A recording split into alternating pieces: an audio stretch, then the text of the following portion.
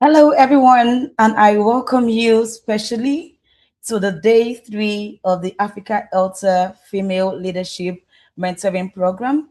And it's the final presentation of our mentees. And I really want to appreciate you all who have been here since Friday and also here now.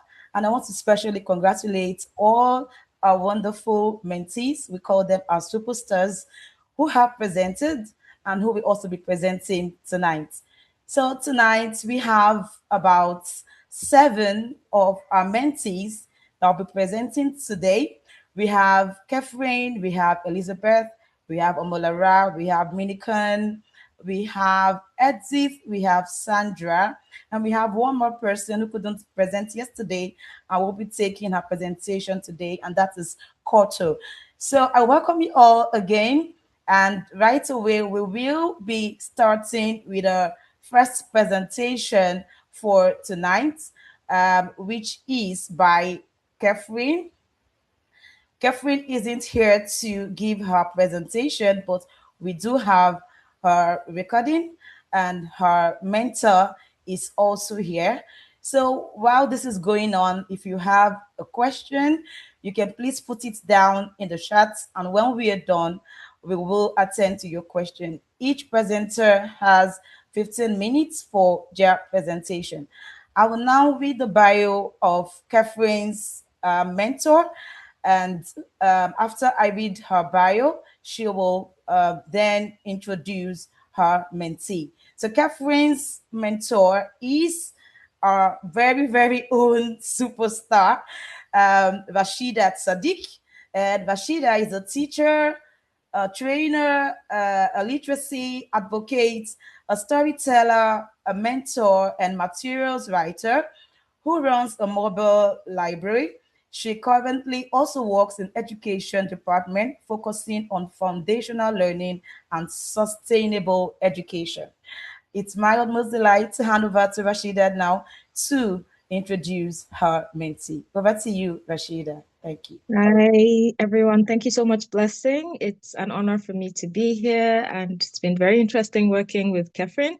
She is an English language educator who is based in Kenya, and she has experience researching curriculum design and teacher preparedness. She works at Lanet Secondary School in Nakaru, which, like I said, is in Kenya. She's been working for over 10 years now. And her work focuses on promoting innovative and context-sensitive approaches to English language teaching. She has presented in a number of platforms, including ELTA in Tanzania. She's a member of LPAC, and she is also a Fulbright alumnus. She is currently also taking a course at with the Open. She's really interested in improving and developing herself professionally, and I have learned a lot from her. All right, so over to my super mentee, I believe, or back to Blessing, I'm not sure. It's hi, Catherine.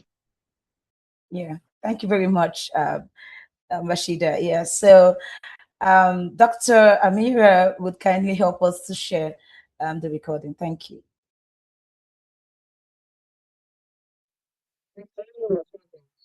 Hello everyone, I'm Catherine Ombiru from Kenya, presenting Navigating Challenges of English Language Teaching by Honoring Cultural Pedagogies. I hope we are going to learn together. Welcome and join me. My presentation has 4 main parts. The first one being challenges first, the second one, content-based instruction, the third one, cultural pedagogies, and finally, questions and answers. Starting with challenges faced, whereby assessing the current landscape to build a resilient future. So before we start discussing that, I would like us to go through our warm-up questions to see what we have in our classrooms and to see if we face the same languages. So the same challenges. The first question is, do you face any challenges in your classroom? And then if you do, Question 2. What are the challenges that you face? Kindly let me see your feedback from the inbox chat.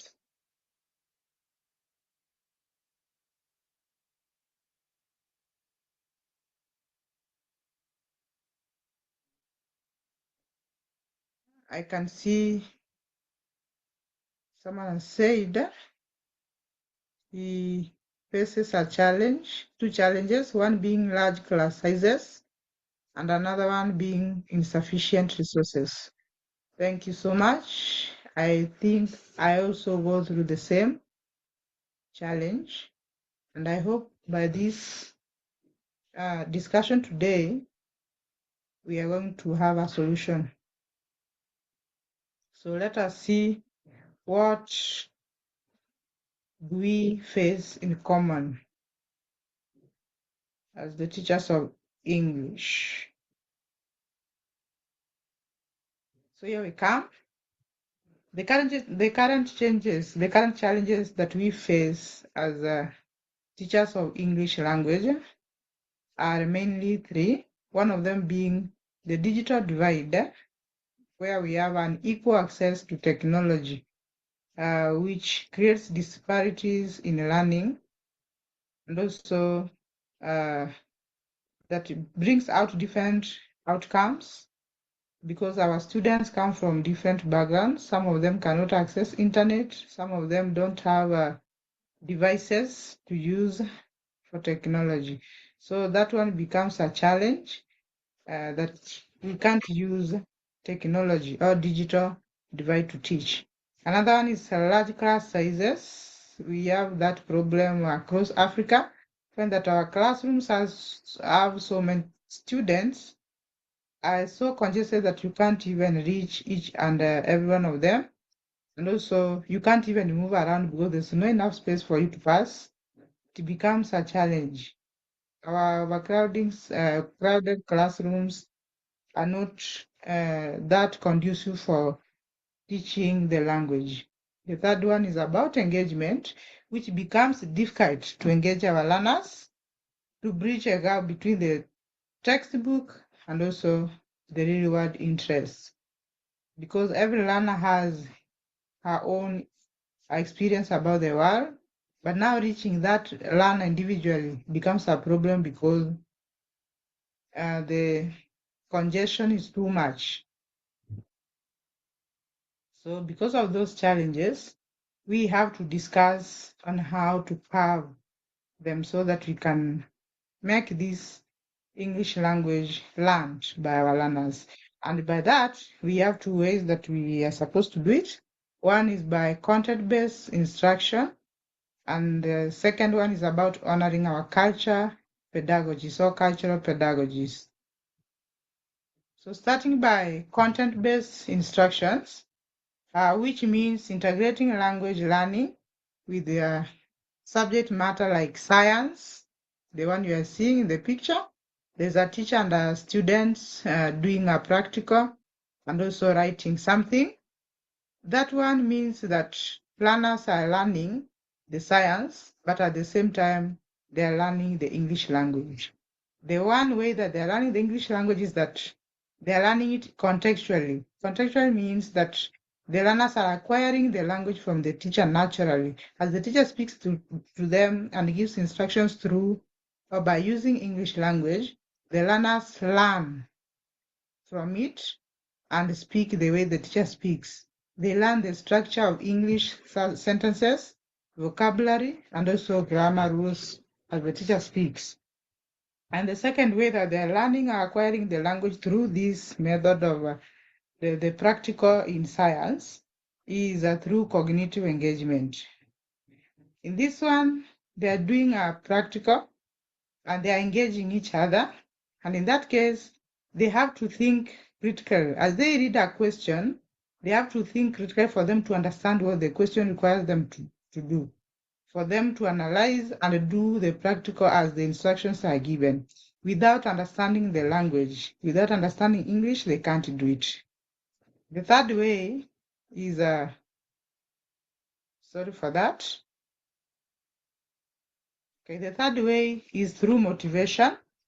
The teacher is motivating students from the picture you are seeing, which increases relevance through immediate practical application of skills. In this case, after the learners do their practical, they do analysis, they have to present what they have, the result that they have gotten from their practical. In that presentation, they have to do it by using English language. In that case, they also learn the language as they are learning the skills in science. Now, a recap question from what we have learned about CBI. Why is CBI considered more effective than isolated grammar instructions for long-term retention? Kindly your feedback from the inbox.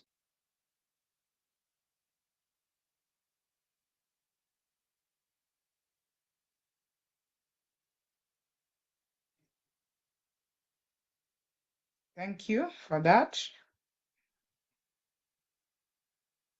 And I don't know why I can't see someone to read for me the question, the comment that has posted. I can't see it. Please. Okay, so this comment says it is related to real life and it is not just abstract. Thank you. Thank you so much. CBI is related to real life. As you engage students, they bring out their experience from real life. And then in that case, they are able to speak from their own experience. So CBI, because they talk about their real life, it is more retained. The content of the language is retained for a long term or a long time, and it is not forgotten because it came from them and their experience. Thank you for that. Now the second one, honoring cultural pedagogies. In this part, we are going to see two of them, translanguaging and culturally responsive teaching. Now to start with, we have the power of translanguaging, which means the practice of using all linguistic resources available to a student rather than strictly enforcing English only. In this case, we have two ways to do that. One of them is through cognitive benefit. In this case, it allows students to process complex concepts in their first language before translating to English. I do that by, especially most of the time when I do poetry and also oral literature, other areas of oral literature like proverbs, tongue twisters. I enjoy it when they create a poem, like a love poem using their language. And then when they translate it, it becomes very sweet. It makes the class so lively that students don't want to leave. That case, as they do it, as we enjoy and entertain, they also learn. As they translate, they learn the language. And then now we have this social justice. By using translanguaging, we give students their social justice by making sure that they feel identified in our classrooms, and also they feel that they inherit language from their community or from their uh, mother tongue. So in that case, the two of them brings in harmony and unity. As also we learn our major language, which is English language. Now we must view the student's home language not as a deficit to be overcome, but as a resource to be leveraged for deeper learning. Don't rush to punish a student because she has used mother tongue negatively. Just punish. Okay, positive. I don't know whether there is positive punishment, but I call it positive punishment because I ask the student to go back, rewrite what she said in the mother tongue, and also translate it for me in writing. In that case, she learns writing skills. She learns the language of English, and also a lot of things. In that case, she ends up learning. So instead of using mother tongue the next day, she's going to use the English language because now she knows what it means. Then we have culturally responsive teaching. What does it mean? culturally responsible teaching. We teach the English language using cultures, but we have to be responsible so that we don't divert away from our main language of English and start teaching mother tongue. We have to balance so that we have our all objectives that we have. So in this way, we have three ways of doing that: identity, validation. So in this case, we do that, we use our mother tongue or our cultures so that we can make students feel identified in our classrooms as we learn English language. We also include this one in curriculum. Sometimes you find a passage written derived from a given community. Some words from that community are used. This is to make students feel identified and feel honored and feel at home. But the main aim is, can they translate it to the English language? Is it helping us to learn the main language, which is English? So in our curriculum, there's a way that we have collaborated so that we teach both English language and on our cultures. And then the third one is accelerated resource, which lowers effective filters or positive attitude and the mindset. The language, if we teach English language throughout with our bulk of students, we might discourage them and for them having a negative attitude towards the language. So for us to bring them back, to attract their attention, we allow them to involve their culture and use their mother tongue so that they can also love this language, to make our lessons lively and lovable. So because of that, and because of the time that we have, I have some reflection questions that you will reflect during your own time and see whether this works for you. The first one is identifying one local cultural practice from your area that could be used as a medium for English practice. The second one, how can we balance this goal of English proficiency with the preservation of our local languages that we use? I think those questions are clear. Please reflect on yourself. Then now, at this juncture, I would like to have questions from you. Then I will answer one or two because of time.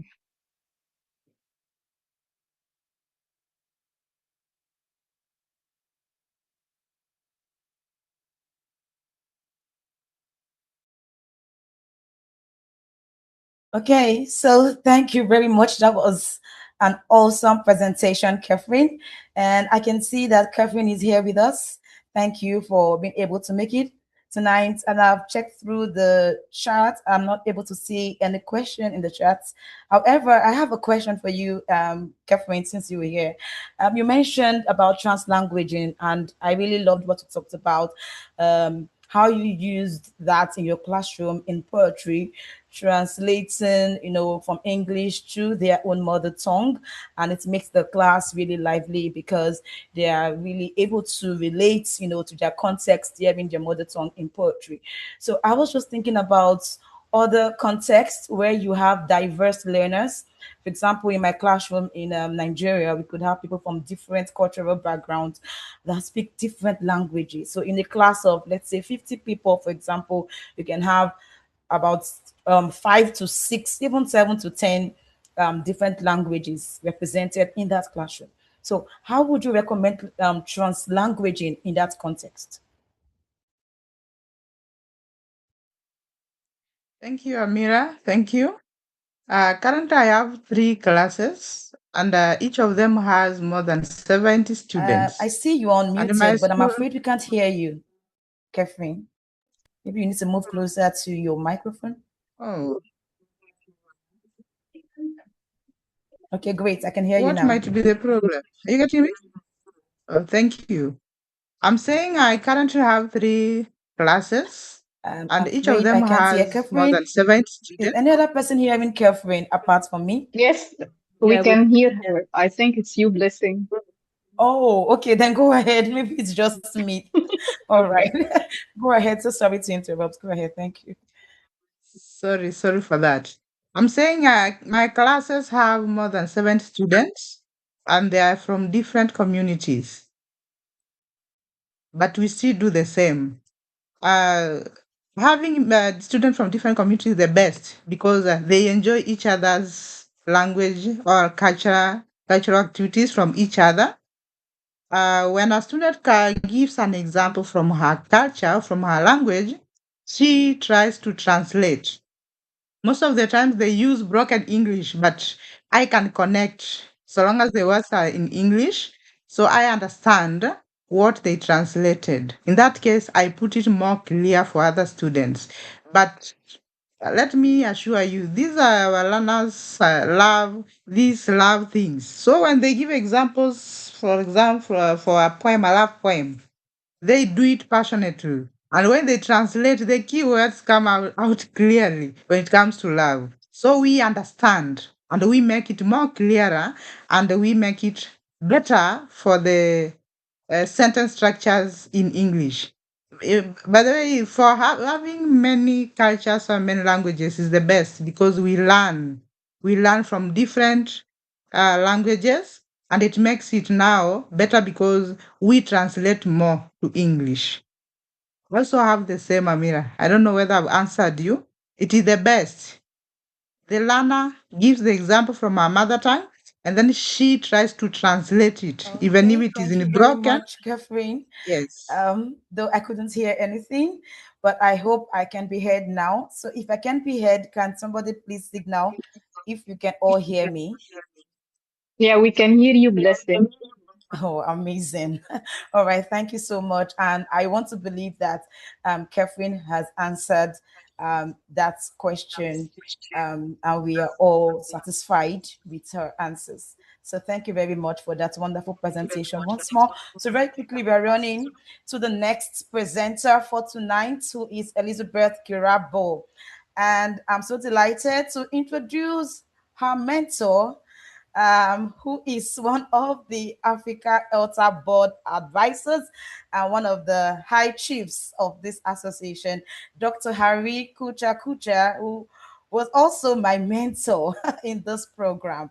So I'm so delighted to introduce Dr. Harvey Kucha Kucha, who is an associate professor of language, social justice, and education at the University of Birmingham, UK. He researches social and epistemic justice in language education. Outside academia, Harry enjoys playing drums and telling stories from his grandma's repertoire. Over to you, Dr. Harry, to please introduce our presenter, Elizabeth. Thank you, Dr. Harry. Thank you very much, Blessing. So good to be introduced by you. Aren't we growing in numbers? And it's such a pleasure and a privilege for me to be part of the Female Leadership Mentoring Program. This year, I've been very lucky to mentor Elizabeth Kirabo, who is a dedicated English language educator with over 15 years of experience of teaching in Rwandan and Ugandan schools and universities. Two of my favorite places in Africa. She has a track record of mentoring English teachers herself, and also brings with her academic excellence in different ways. She's a very skilled trainer and facilitator of professional development programs in secondary English education, particularly in Rwanda, where she's based now. So it's my privilege, it's my honor to introduce Elizabeth. Over to you, Elizabeth.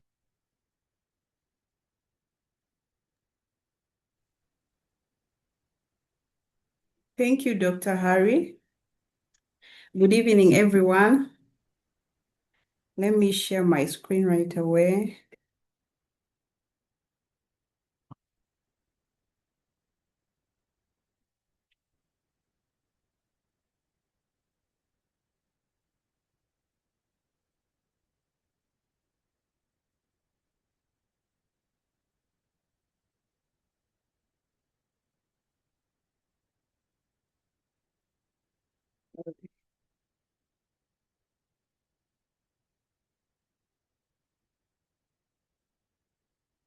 Okay. My topic is differentiation in teaching literature in English, addressing diverse learning needs. What is differentiation? Basically, differentiation means tailoring instruction to meet individual learning needs. So this requires a teacher to come up with multiple ways of presentation, representing the content or delivering the content, action and expression of engagement, letting learners to have a variety so that we cater for the different learning needs. Maybe some are kinesthetic, others are audio, visual, and all that. I have an experience to share. During one of my Form 4 literature and English lessons, there was a group of students who were standing in front of the class ready to make a presentation. And one of them was a new student, Kathy, that is her pseudonym. She was trembling. So when it came to her turn to make her presentation, she only read one line, and without any explanation, she fell silent. So I was kind of perplexed. And then the next thing I saw, tears were streaming down her cheeks. And in less than 30 seconds, she rushed out of the room. So I got some time to sit down with her and try to really find out why that happened. And I realized she had severe stage fright. There are some lessons I learned through that experience. Not every learner is comfortable with making presentations before the whole class. Presenting before the whole class deprives some learners of a sense of belonging, or some learners start dreading the literature lessons because they have to stand in front of others and they really fear.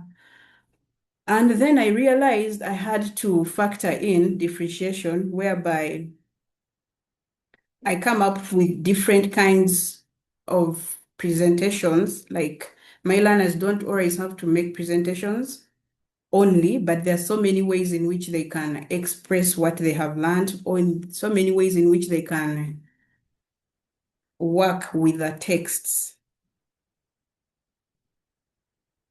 So that is why I came up with integrating multiple means of expression and engagement in my classroom. I was really doing it before, but this experience kind of made me think again about how I was doing it, and I had to work on it better. So these are some of my approaches to differentiated learning: drawing favorite scenes, writing commercials for texts, letter writing to characters, creating songs and poems about texts, and then dramatizing whole texts.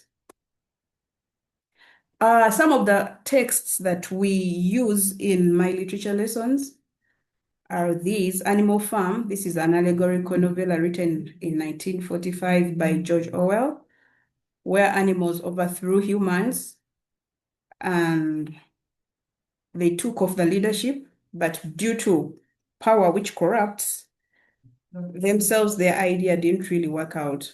Then we've also looked at Julius Caesar. This is a tragedy by William Shakespeare, written around 1599. It explores a powerful Roman leaders association and then the subsequent power struggles thereafter.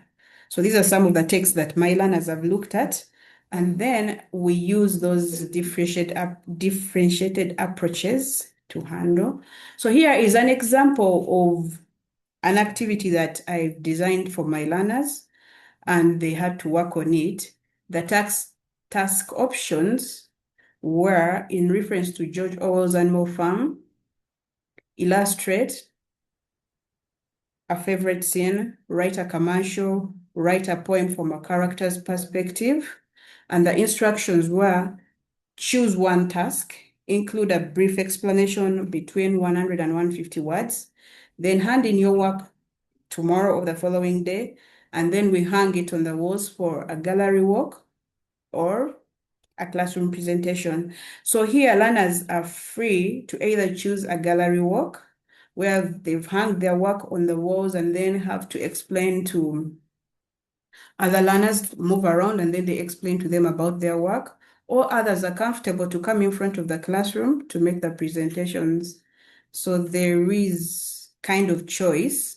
They are not limited to only classroom presentations. And then they're not only limited to maybe writing only a commercial or illustrating a favorite scene. They have a choice. They choose from what they feel comfortable with or what appeals best to their learning strategies. Here are some of the examples. Some of the learners came up with these favorite scenes from George Orwell's Animal Farm.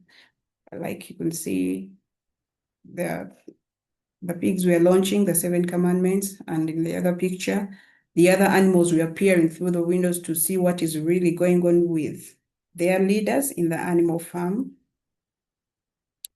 Then the commercials, still learners come up with such pictures which could convince some other people to read, like they are quite captivating. And they also come up with captions for the same pictures. Here's some of the captions. Then others choose to write poems, and then they could either put them on the wall still for gallery walk, or they come and present to us, recite before the whole class. The choice is upon them. Then there is another time when they had to write letters to the villains in Julius Caesar's, in William Shakespeare's Julius Caesar. So these are some of the examples. There are many more. We could also do role plays, dramatization. So there is a variety from which our learners or my learners kind of feel free to choose from what they do, how they present their work, and all that. So the other thing is, how do I group my learners? I use strategic mixing. As you can see, in that group, I could have people who are quite strong or stronger than the others, and then others who are still struggling in one way or the other. So they come together and help each other. And then I also give meaningful roles. At times I assign the roles, or they also choose themselves who will be the secretary to jot down whatever we discuss about, who is going to be the facilitator, who is going to take care of the materials, who is the encourager. I give them different roles, or at times I leave it to them to choose who will take whichever role. So there is also that choice and autonomy. And then the learning outcomes, after having lessons that are differentiated or differentiated instruction, these are some of the learning outcomes. There is improved student engagement, like every learner feels they really, yeah, they have something to do, which they are really passionate about, and they're happy to do it. If someone really has to make a favorite scene from Animal Farm, then they're really very passionate about that. So they end up being so engaged. Dramatization engages them so much, role plays. Then there is increased student autonomy. If they really have to choose what they do, they feel, yes, they have a hand in their own learning. Better academic achievement, because in this way, as they engage with the texts in different ways, they retain the information in a better way. And then enhance skills, language skills like critical thinking, creative writing, the writing skill itself, the speaking skill itself. When they are together with others in groups, they are discussing this and that. The language skills, the speaking skills are being catered for. If they have to write, like if they have to write letters, and then I go through the letters and see and correct them here and there, then the writing skill is also being catered for. So enhanced skills, all the language skills plus the critical thinking, creative writing. And still, we still have the high retention of text content because they've really engaged with the texts together with their peers. It helps them to retain the content in a better way. Then there is also appreciation of diversity and working with people from different backgrounds. Remember, we have all learning styles coming together, and then people with different abilities, especially levels of acquiring knowledge. So they kind of learn to appreciate diversity when they have gone through a lesson that has the differentiated approaches. So that marks the end of my presentation. Thank you very much. Questions and answers, please. Wow, thank you so much, Elizabeth, for that apt presentation that you've just given. And thank you for keeping to time as well. Thank you so much. Yes, so not much questions in the chat, apart from some curiosity. We have two people who want to know about the letters you mentioned.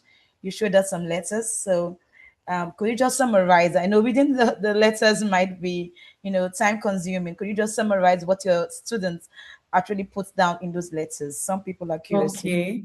My students had to write a letter to the villains in Julius Caesar, Shakespeare's Julius Caesar, advising them, giving them pieces of advice on depending on how they see them. For example, someone chose Cassius, advising him to stop being a traitor and how they should have gone about the negative things they did. Yes, so they basically write and give advice to villains, but there are also so many other ways of writing letters depending on maybe the way I've set the activity or design the activity. So I use letter writing as one of the approaches to differentiate learning. All right. Amazing. Thank you so much for your response.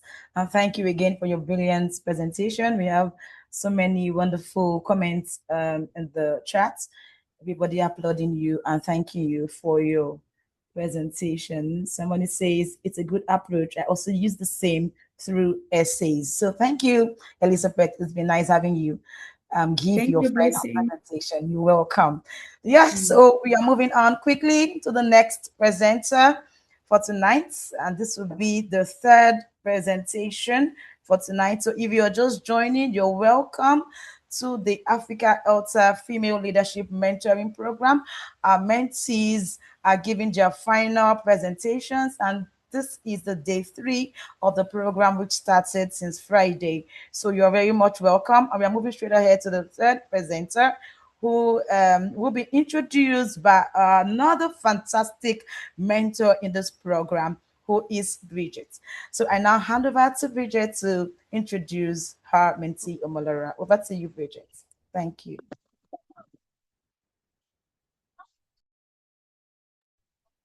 Thank you so much. Good evening, everyone. Omolara Abaviaka is a teacher of English language and literature in a public secondary school in Nigeria. She attended University of Ibadan for a first degree and is pursuing a master's degree in the same university. She's an executive member of the English Language Teachers Association of Nigeria, Ogun chapter, and she loves doing research and wants to develop herself more. So she's open to more of such opportunities. Please, let's give Omolara audience as she presents. Thank you very much.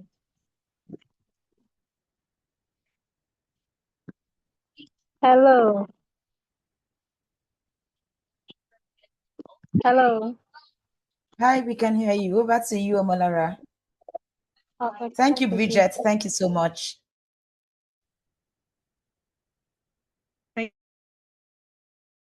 you, everyone. Good evening. Good evening and welcome. Today, I'll be talking about the impact of virtual reality and immersive storytelling in learners. And as teachers, we all know how it can be difficult and sometimes how challenging it is to keep our learners focused and motivated in the classroom. So that is why we need to explore the virtual reality and the immersive storytelling technique so that we can transform our classroom. So this presentation is about how we can move past the textbook and then truly immerse our students in language learning. Yeah, thank you, Amolara. Can you please put your screen on slideshow? Okay. Thank you.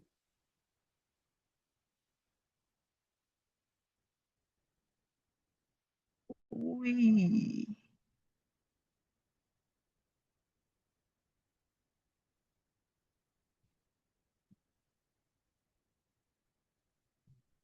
Okay. All right.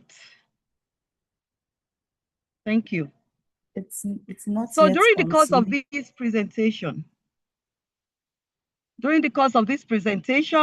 I'll focus on the effects of virtual reality and immersive storytelling on learners. We will demonstrate how English language teachers can use virtual reality and immersive storytelling meaningfully. And I'll try to provide simple workable classroom strategies that we can use. But before we go on, I would like you to look at the question I have on the screen. How might virtual reality help struggling or disengaged learners differently from high-performing students?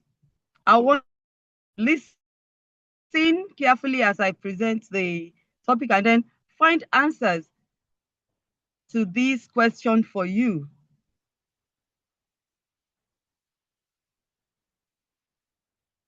You can put the answer in the chat box. Okay, And Amolara. at the end of the presentation, Sorry hello? to interrupt you.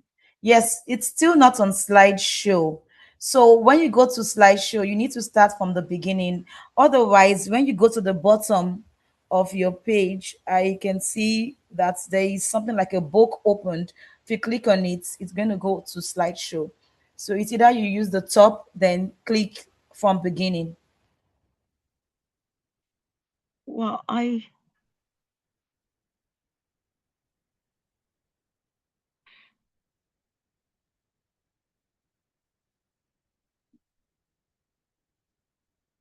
If you move to the extreme, I move clicked to it. the extreme, you'll see from beginning.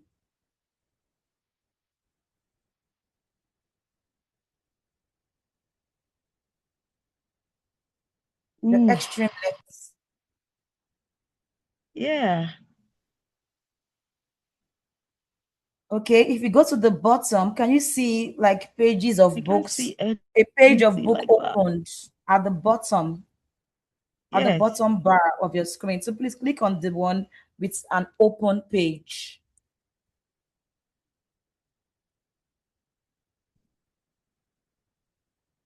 The very bottom bar on mm, your screen. Bottom, I mean below.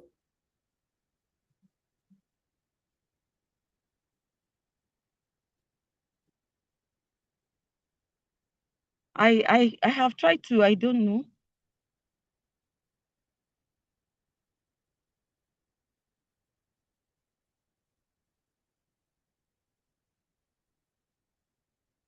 Wow,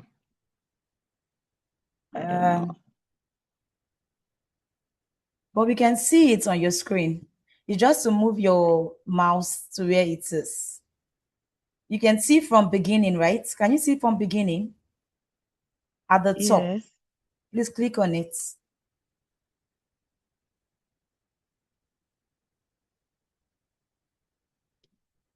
But you can see my slides, right? I can see your slide. I can see your full screen. I can see from beginning on your screen. It's there.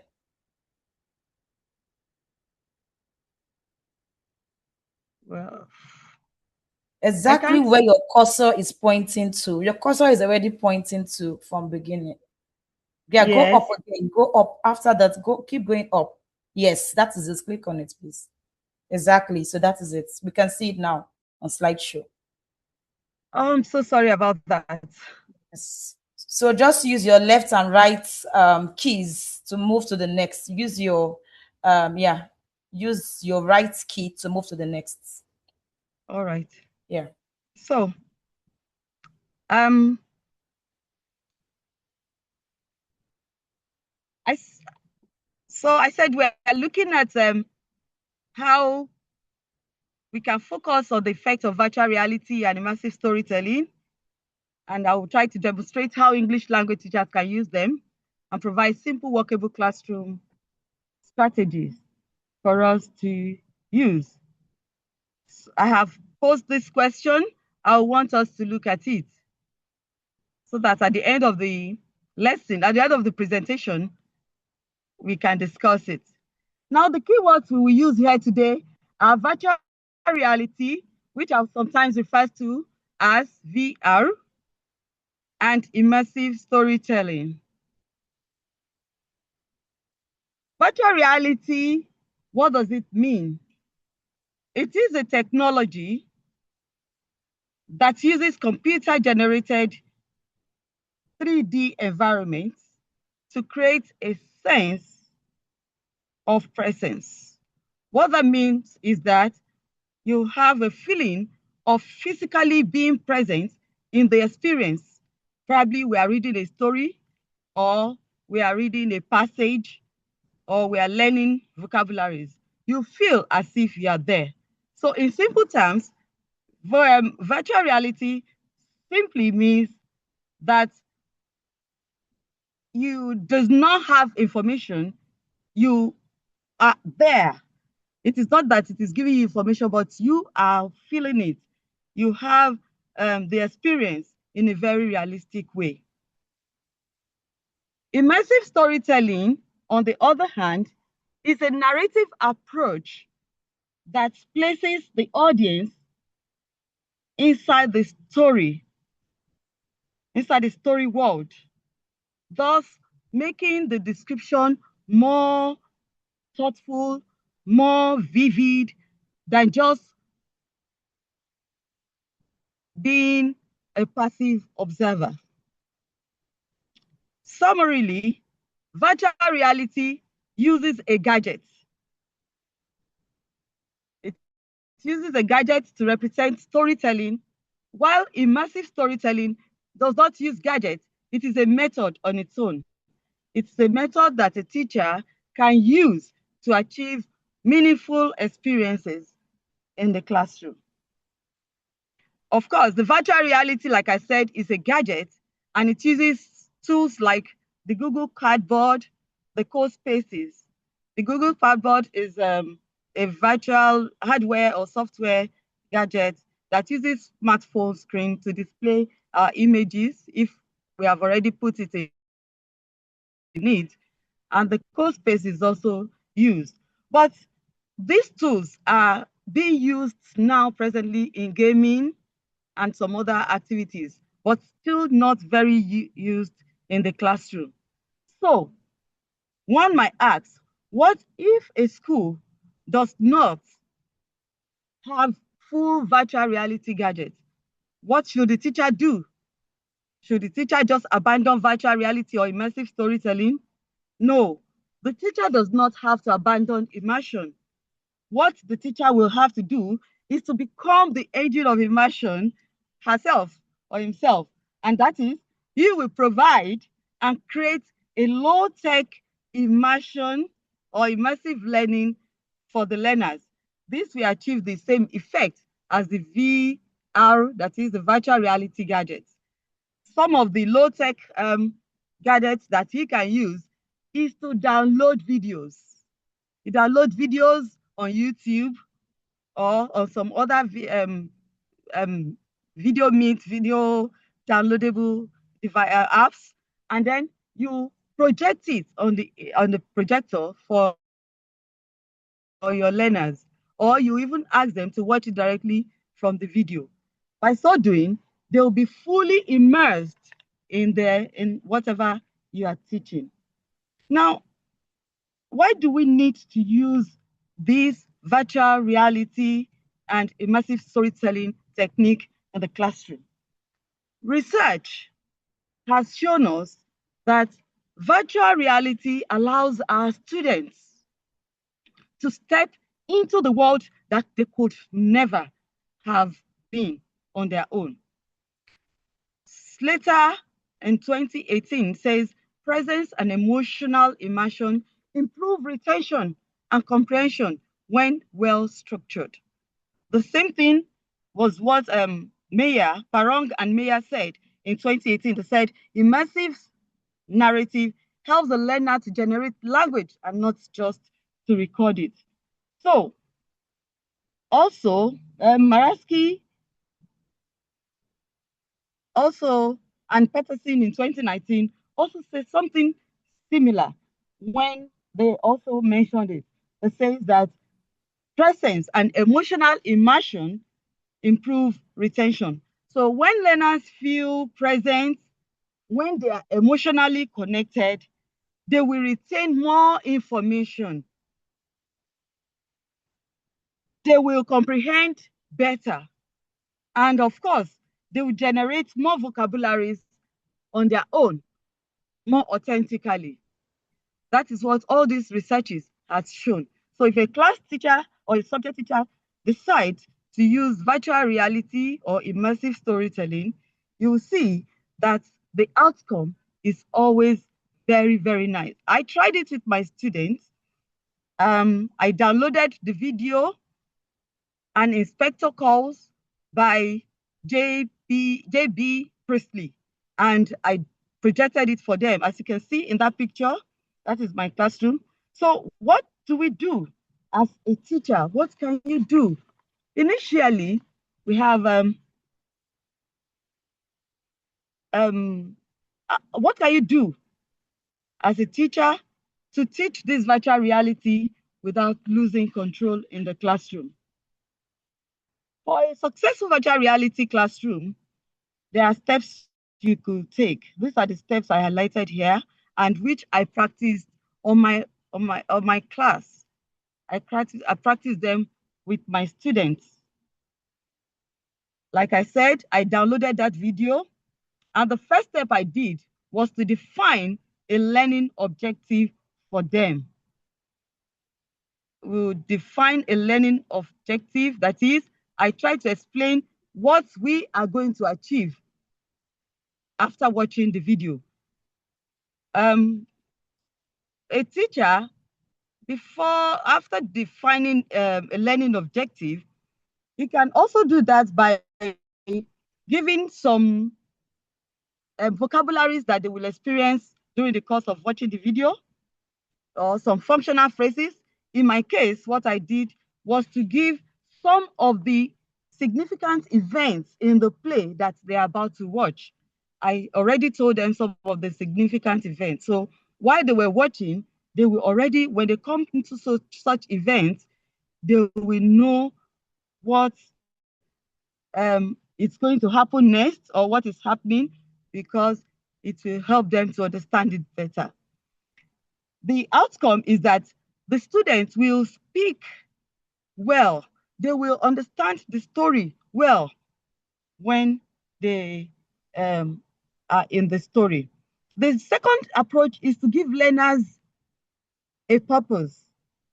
Let them observe, let them compare, let them analyze, or sometimes narrate what they saw in the video.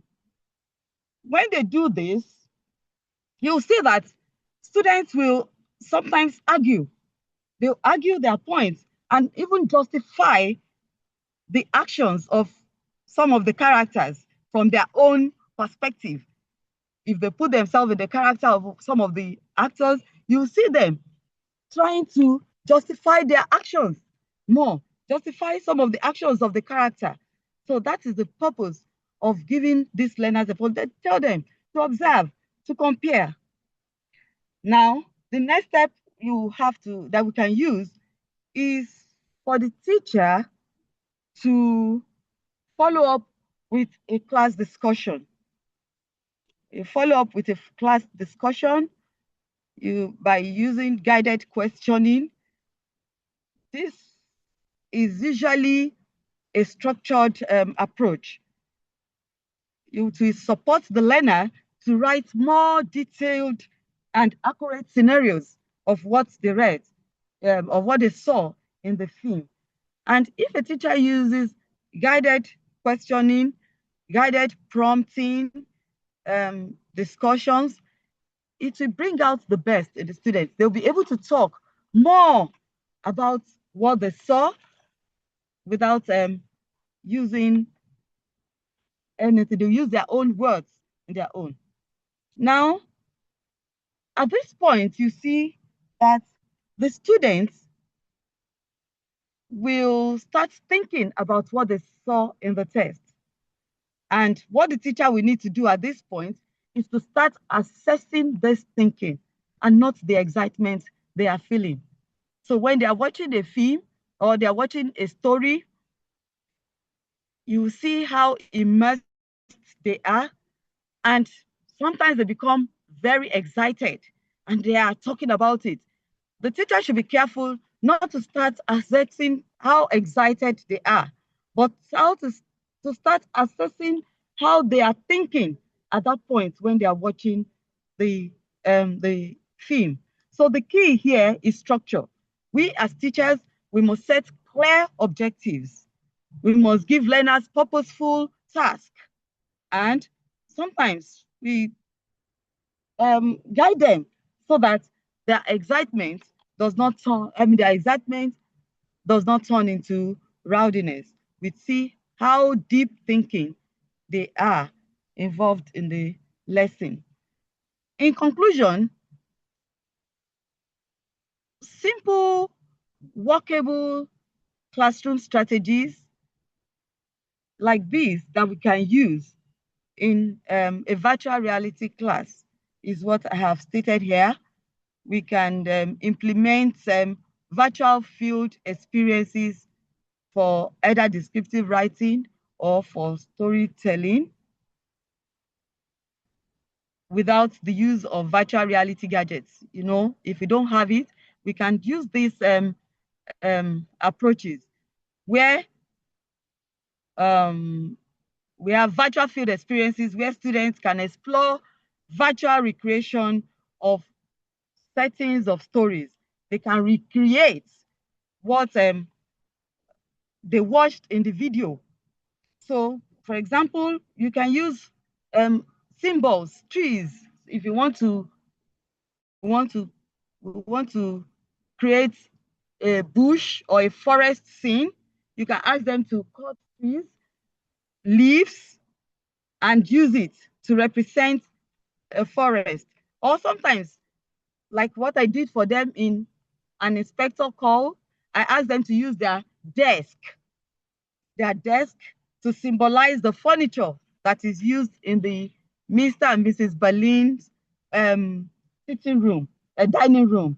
So we can also ask them to use control lighting, where they can use the windows in their classroom to open and close it to represent day and night. For example, you can ask them to close the window and everywhere will be dark. They use it to represent darkness or dark day, or they can open it so that there'll be light.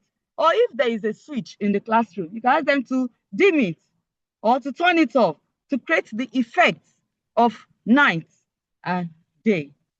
The outcome is always very sensory. See, their writing will become sensory because they are in the story. They'll have specific and purposeful writing. Another approach you can use is the role-based storytelling.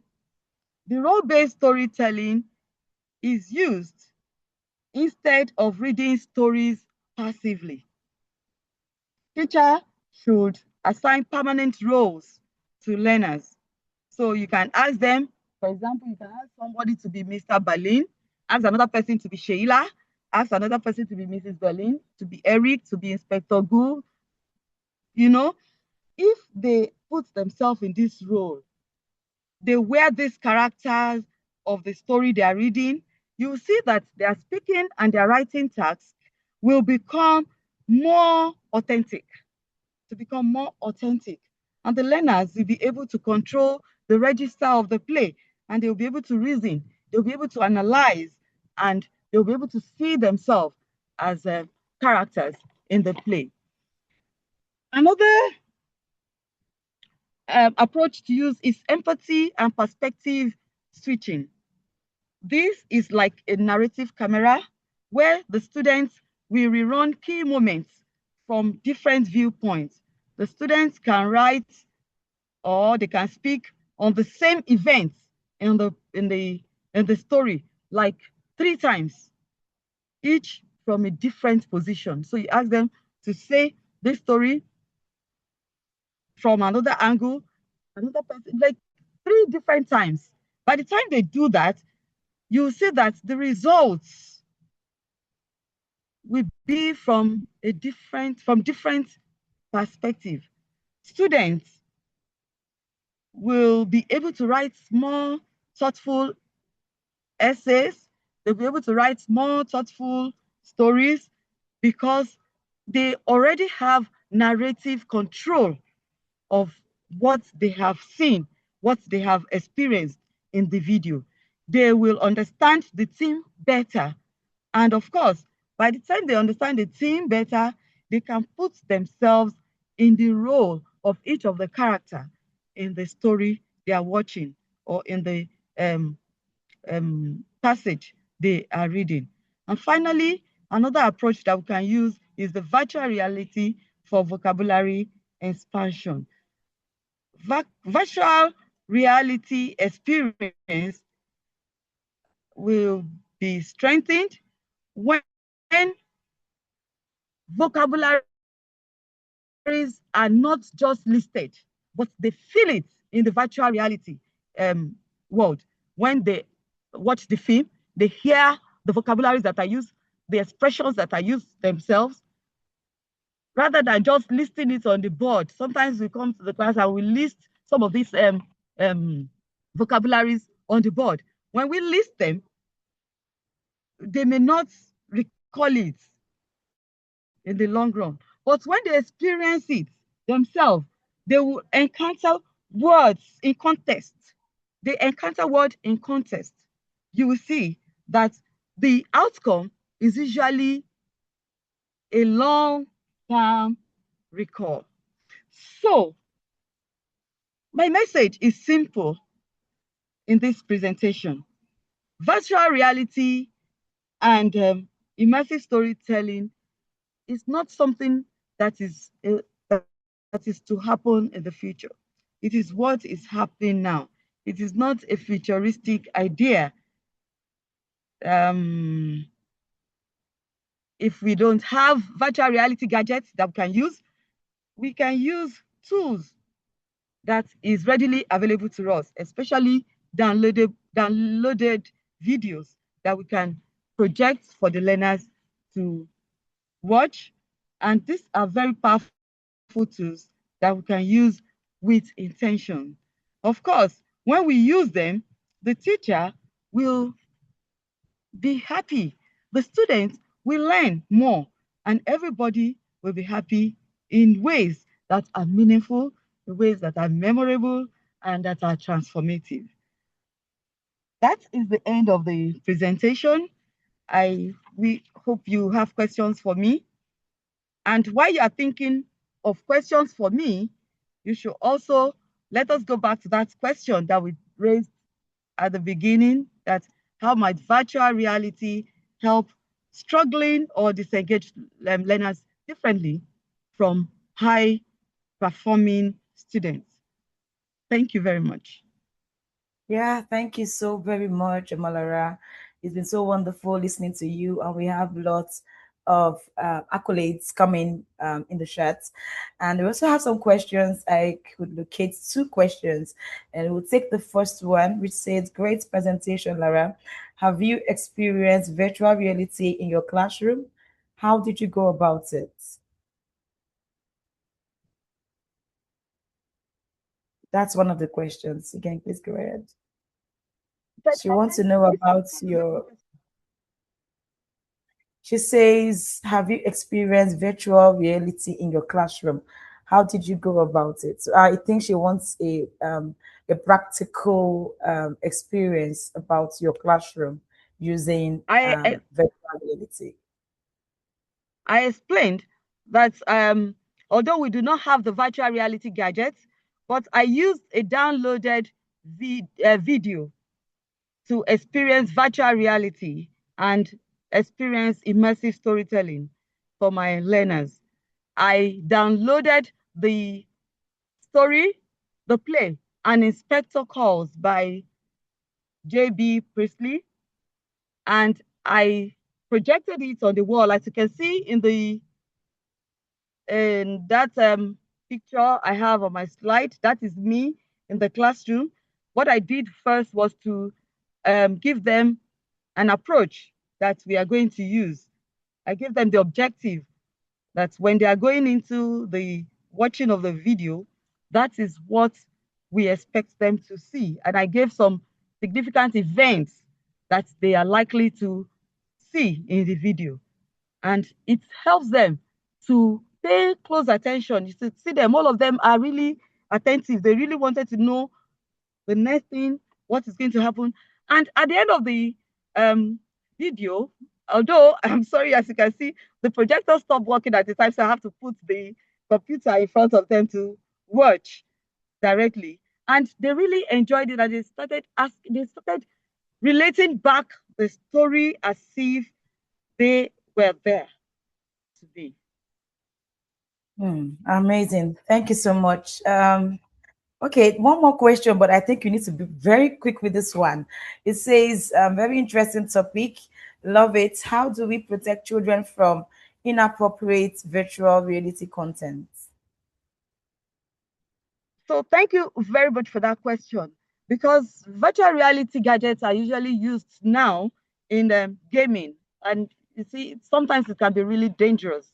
But if we use it in the education, if you in the classroom, if we lay our hands on the gadgets, what we will impute in the gadget is going to be educational purposes. When students enter the virtual reality world, it is what is put in the gadgets that will relate back to them. And because it is virtual reality, you see them by the just mere control of their hands or of their body, they are in the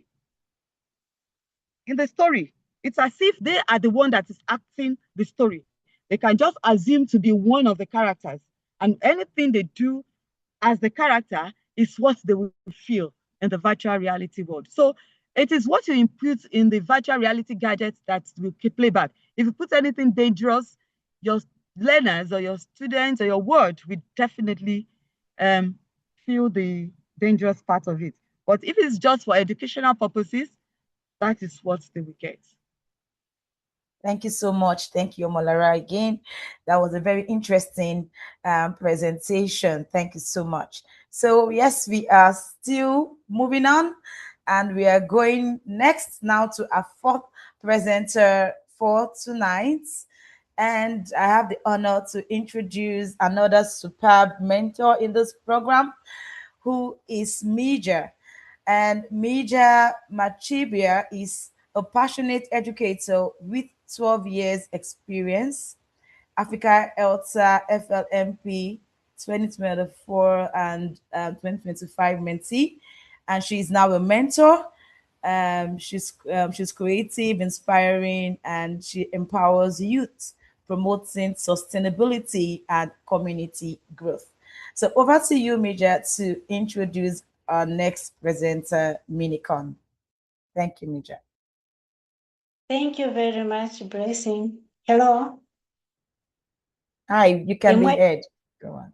Hello. Go on. Yes, we can hear you loud and clear, Major. Thank you very much, Blessing, for introducing me. Such a great honor. And now I'm going to introduce my mentee who is Minikon Washajaja. Minikon Washajaja is a visionary librarian, educator, and social committed inclusive educator and gender equality. With extensive leadership experience, she empowers women and girls, champions learners' rights, and transforms communities through strategic vision, mentorship, and sustainable social impact. Thank you very much. Minkon, you're welcome. I wish you all the best.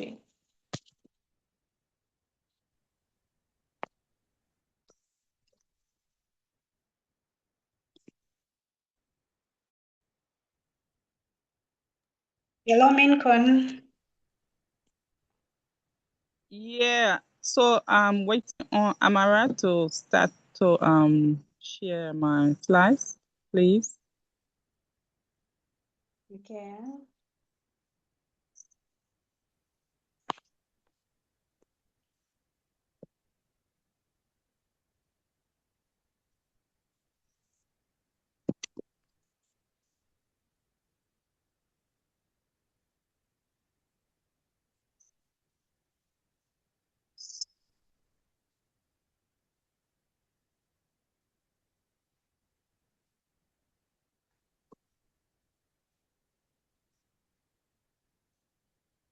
Can you see your slides, Minicon?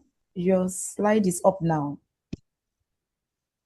I'm only seeing half of it. Okay, so today I'm going to be sharing with you beyond girls and boys, advancing gender equity in education system. Next one, please. Have you ever imagined dreaming of becoming an accountant and end up being a teacher?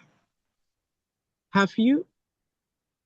So at this point, I want to do us a very short story about myself, my experience in my secondary school, high school.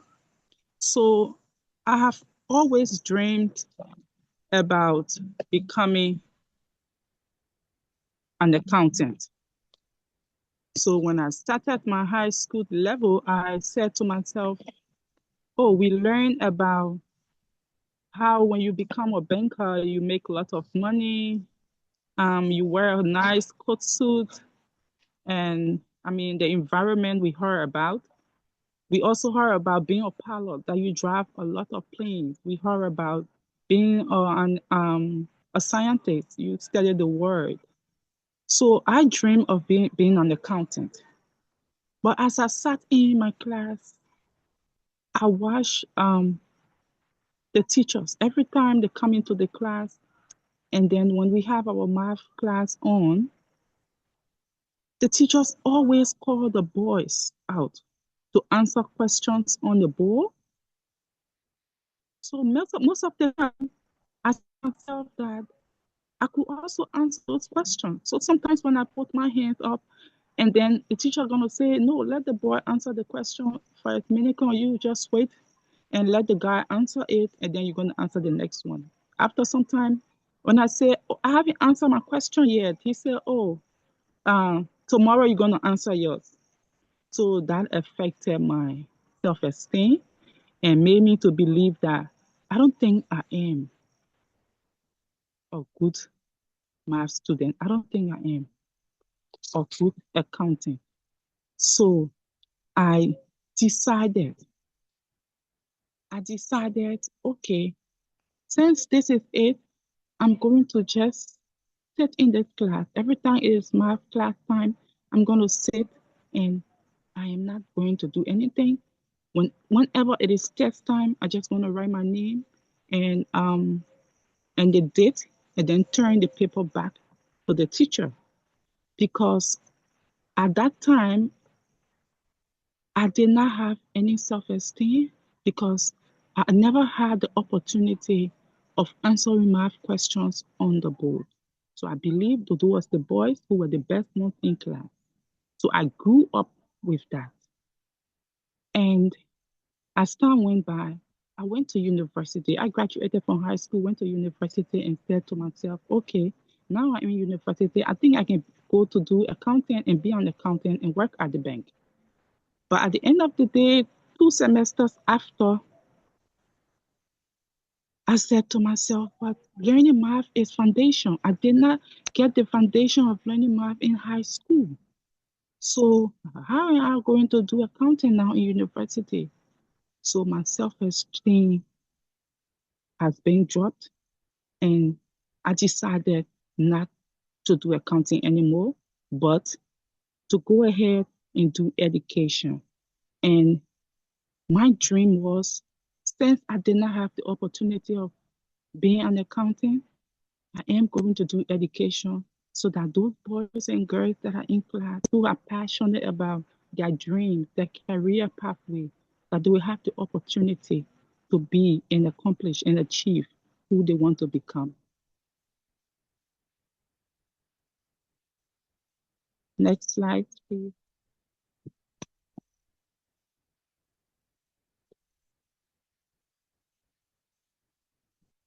So we have the school here. This is a school building, and this school building represents the education system. In this system, this is where young boys and girls' identity are shaped, their confidence are shaped, and they have the opportunities to become who they want to become and what they want to achieve in life. But it can also shape the inequity, equality. Next slide.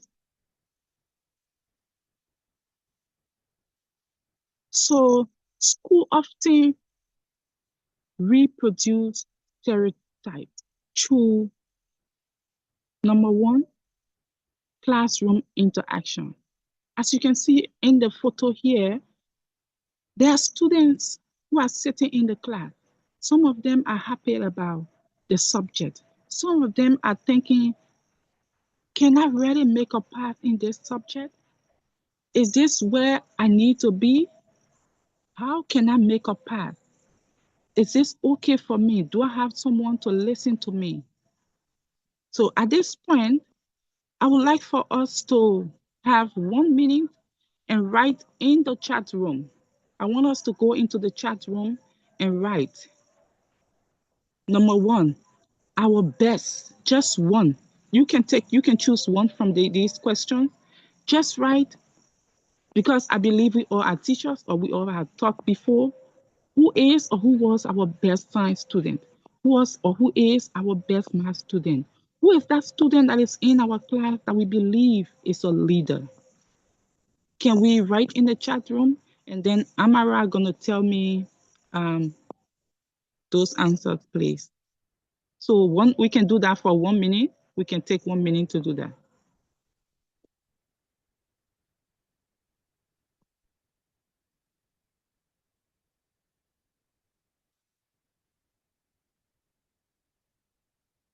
And this is how school reinforce gender bias. Amara, can you tell me? Okay. Okay. Someone said it's John. The best student leader is John. Okay, that's great. That's great. So, how school reinforce gender bias? Every student we have in our classroom, they are leaders. They are best math students. They are best science students. All they need is the opportunity. They need to be given the chance to achieve their career pathway to become who they want to become. Every student has the potential to become who they want to become. Next slide.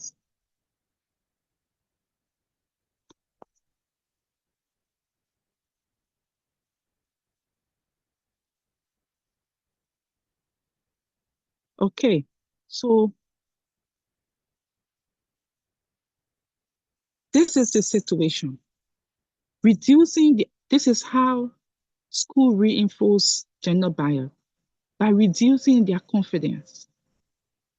Participation gap, as we all heard my story, my confidence was reduced and there was participation gap in the classroom because when it came to math subject, I did not participate because I wasn't listened to from the beginning. So I believe that Math wasn't my subject, so I did not participate. So that class, that subject, that teacher had a participation gap in his class. It also affects their academic achievement. There are students in our classes who are good in making good grades, better grades. So once we take the time to listen to them, to monitor our class and observe our students, it is not going to affect their academic achievement. But if we do not listen, if we do not observe, it's going to affect a child academic achievement. It also affects career pathways. We all listen to my story. I always dream about becoming an accountant. So not having the opportunity, not having someone to talk to, not having a teacher, just a teacher to listen to me, it affected my career pathway. Though now I'm happy for where I am today, but at that time, what I have always dreamed of, it affected my career pathway. And there are students today in our classes that is being affected by this. It also affects self-esteem. Next slide.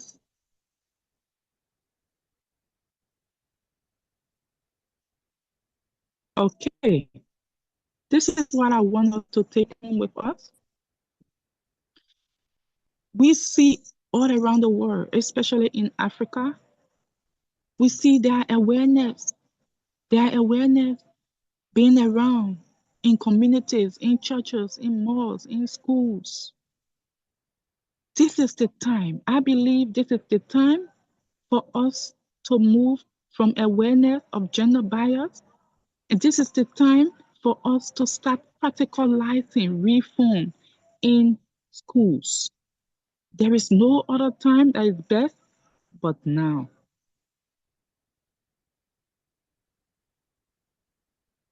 Next slide. So I'll leave you with this quote. Quality work is not extra, it is core to quality education. At this point, okay, next slide. So I'm open now to question and answer.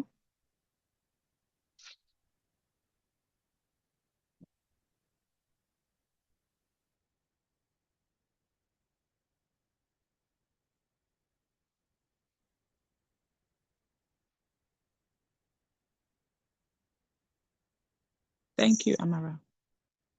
Yeah, thank you so very much for that very brilliant presentation. Thank you. And I think I can see a question in the chat that says, which part of your accounting dream still lives in how you teach today?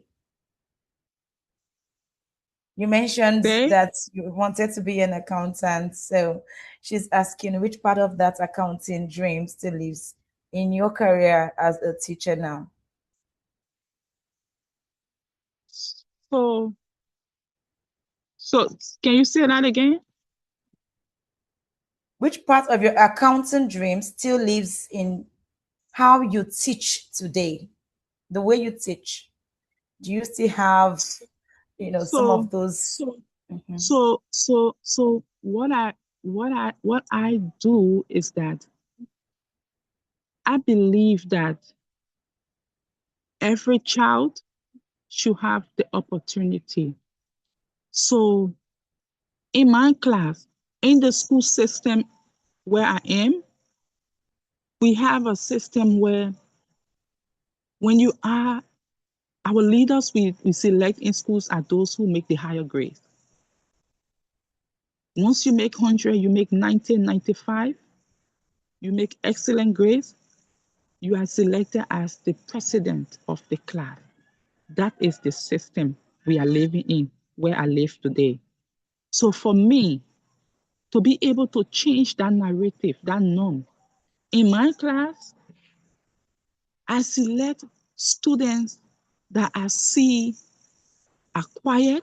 Once you are a quiet person, it doesn't matter how much grade, how many grade and points you get. You just need to be an intelligent student, and I'm going to give you the opportunity. And what I also do is that when I'm asking question in class, for example, if I'm asking a question in class, and then I notice that there's a student whose hand is not up, what I do is I call you up. Esther, would you like to have a try? There is no wrong answer. You can have a try. I trust you. You can do it. And then I notice that student going to come up and then smiling, and then say what they had to say. And then we all going to clap for that student. So that's Thank you how I so believe much. in. Yeah. Yes, excellent, excellent. Thank you so very much. And I believe that you have done justice to that question. And that was a very fantastic presentation, Mija. I see a lot of applause coming in, yeah, in the chat, and everybody seems to be very impressed by your presentation tonight. Thank you so much. Thank you. Yes, so we are moving faster now. And just a quick reminder to all the presenters that will be coming up after now that you have only 15 minutes for your presentation. We'd like you to keep to time because our time is far spent. So thank you very much. And moving on now to our fifth presenter for tonight. I'm going to introduce her mentor, who will then hand over to her mentee. So we are moving on to Tina, who is the mentor of Edith. And Tina Augustina is an ELT lead teacher, storyteller, and 2023-2024 Africa ELTA FLMP mentee, who has mentored two cohorts. She is a global schools advocate implementing SDG4, and she founded a community library to boost literacy. Fantastic. Over to you, Augustina, to introduce your mentee. Thank you. Thank you so much, Blessing. Good evening, everyone. Good afternoon, good morning, depending on where you're joining us from. I cannot turn off my video, but I can see my lovely mentee, Edith, well seated and ready for her presentation. And who is this amazing mentor of mine? Educator, author, a storyteller, poet, youth mentor, and researcher specialized in English language and creative arts. She's also a member of ELPAC and Africa ELTA, a chair lady of ELPAC Meru chapter, and a postgraduate student in film and theater arts. And she's going to present on this amazing title, of which is also a transformative title to me, which goes with the name Transforming EL Teaching Use Artificial Intelligence Tools. Edith, please teach, touch, and inspire. Welcome. Hey, thank you very much, my mentor. She's been amazing. I love to teach, touch, and inspire. My name is Edith Mudhoni Mwiti from Kenya. And as I've been introduced, I'm going to talk about transforming English language teaching using artificial intelligence. Let me share my slide. It's right here. Yeah, and today is an amazing day. Thank you so much for this amazing platform that we have here. And on my topic, I'm going to start with saying I'll talk about the background, the areas of application in the areas of AI application in English language teaching, and also we'll do a little bit of practical to to show how we can use AI to transform our classrooms. And right to talk about the introduction bit. We all know that the teaching of English language and literature continues to face challenges such as declining learner interest, limited time for personalized feedback. We have very large class sizes. And then we also got changing, we got the learner need to change in times of this digital era. And at the same time also, we have our learners who are increasingly exposed to technology outside the classroom. So there's need for ethical guidelines on how to use AI as an assistant for them.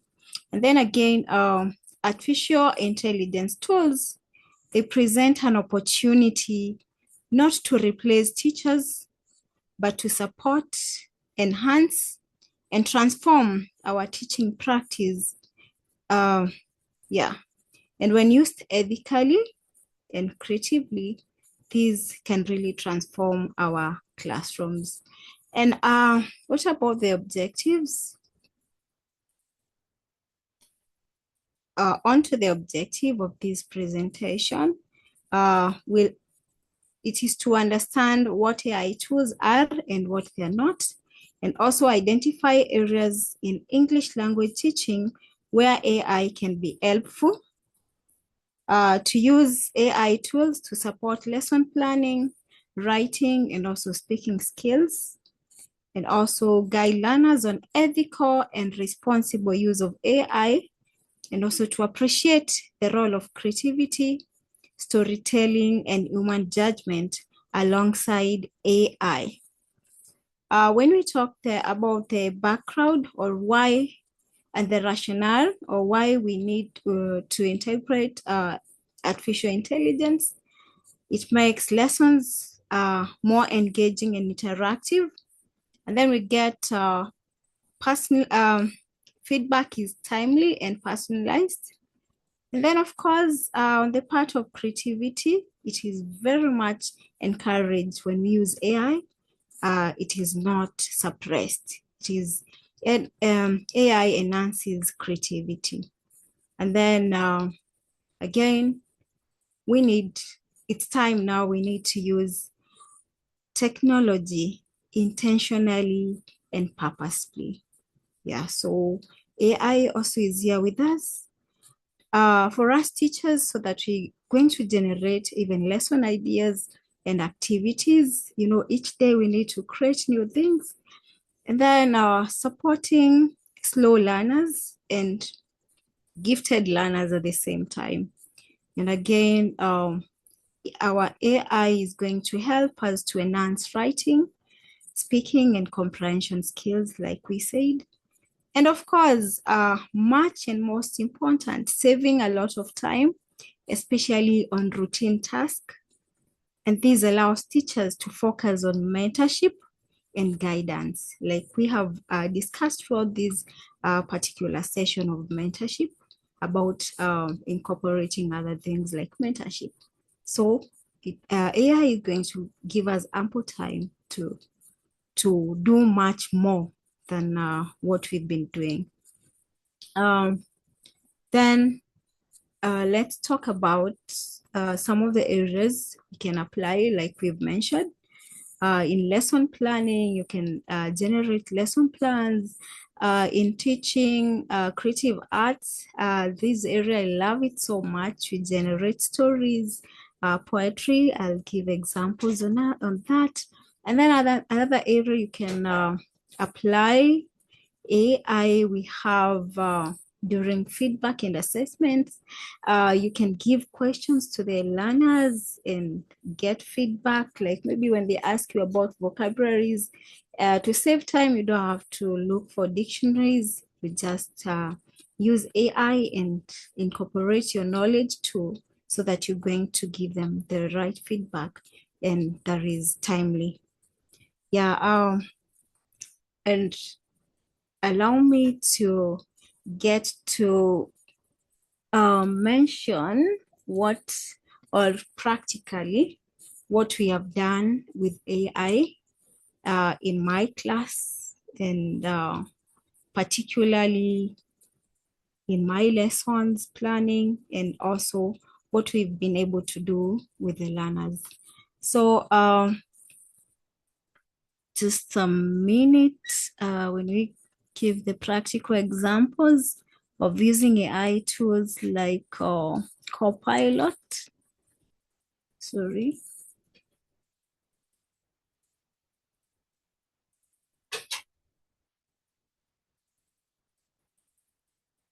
Just a minute.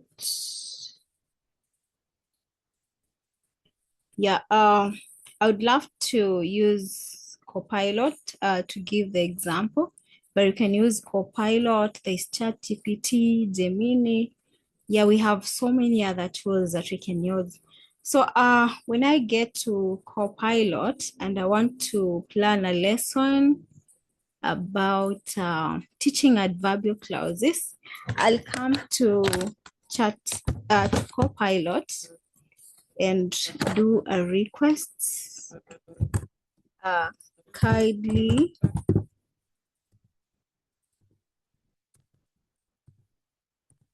generate. You have sometimes to be specific. Generate a 45 minutes lesson plan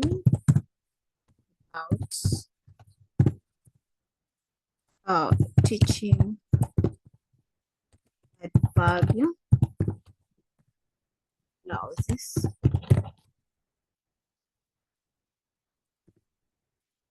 Yeah, and there we go. There is the lesson plan. You get the 45 minutes. Student will be able, yeah, there's the objective part. You see, there's the lesson, like so much is given there. Independent practice, what the task you're going to give to the students. There's even the, it is giving you the guidelines. And here again, when using AI,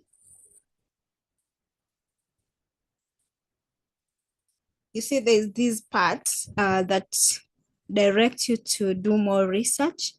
Like for example, saying, would you like me to also generate a ready to use quiz and a set of flashcards for these lessons so that you can directly use them in class? So practically I'm trying to show you that we can be diverse. We can use a lot of, we can use AI to generate a lot of content, a lot of things that are going to be helpful when learning. For example, you've already developed your lesson plan, and you can generate quizzes, questions, and flashcards, and you can get ideas on the activities. Again, as a lover of telling stories, like for example, in this forum, we were taught about using storytelling in our classes. Sometimes you don't know which story to tell. So you come, so, AI is going to give you more ideas on what to tell your student or what to narrate even to them as a way of capturing their attention, because we also need to engage them a lot. So I'll come here and say, kindly, yesterday was Valentine, so let me mention that. Kindly generate a story about Valentine Day and narrate my grandmas. Let me be specific, just a short story.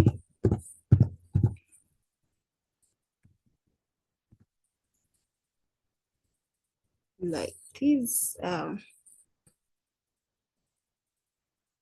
You see, it's always generating different and different stories so that a person, you have variety of stories to tell to your learners. You can even read out these stories to them in class so that the more you engage them in storytelling or generating more ideas from maybe these tools, they become even more engaged and they are also willing to make much use of those things. And because of time, I might not illustrate so much, but we have other tools like even Canvas that you can generate pictures, posters that you can show to your learners, and they're like so much excited. Oh, our teacher is using technology to generate more things. And practically, I remember when I was talking to my learners about using AI for assistance or helping them to learn. Some even came with mathematics questions. Teacher, can you help us here? Personally, I don't know mathematics so much, but I saw we generated an answer, and when I directed them to go to the teacher, they really got it right. So that's how nice we can use AI to assist us in our classrooms, not only for English teachers, but teachers, other educators, researchers all around. Practically, as I try to finish up, as a writer of and a lover of poetry, I'm actually writing a poetry collection. Of course, basically part of it is entirely my own idea of what I wanted to write. This is quick. I can't read it because of time, but I'm trying to show you how helpful we can engage our learners and also ourselves with using or integrating AI in our classrooms. These are all collection of poetry. I call it Petals of Hope. I wrote initially my ideas, but then I used some AI to help me advance this poetry. My book is called Petals of Hope. Of course, the first poem is called Petals of Hope. And then on to the next one. I'm trying to look for a poem that I was able to read to my learners, and they were like, wow. I told them I wrote it down and then used the AI to make it more interesting. This was a poem that was dedicated to my learners. It's called, the title is I Love You. Maybe I can just read the first sentence. It was dedicated to my student and all my mentees. I love you like morning honey, sweet with the patience of bees. You are a mirror of becoming, showing me the woman I am, the pillar that carried my seasons. Okay, when I'm writing and then the AI helps me, actually, I normally feel as if I've become one Socrates. Anyway, so that's how amazing AI has transformed our lives, and also if we incorporate it in our classes, that will be actually so amazing. So back to my slide. Yeah, that's how practical we are. But now also we have to look at the ethical considerations and the final thoughts about this usage of AI. Of course, the ethical use of AI. So we as teachers, we should remain the final authority. Yeah, we should give instructions to our learners so that they're able to incorporate the use in their learning. And then the learners are taught to acknowledge AI as an assistant and not just a tool. Maybe they can use even for exam, cheating. Yeah, let them just know it's a tool for assisting them to learn. And then, of course, as a teacher in class, you have to set some rules and guidelines. If your learners are using phones, but in our classrooms in Kenya, we don't allow them to come with phones, but you can direct them. Maybe when they go home, you give them a task to go and search maybe it's a meaning of words, it's those generating new stories, all that. And then, yeah, as I finish up, I'll say that artificial intelligence is not the future of teaching, but it is here with us at the present reality. So let us guide our learners, and also let us be guided.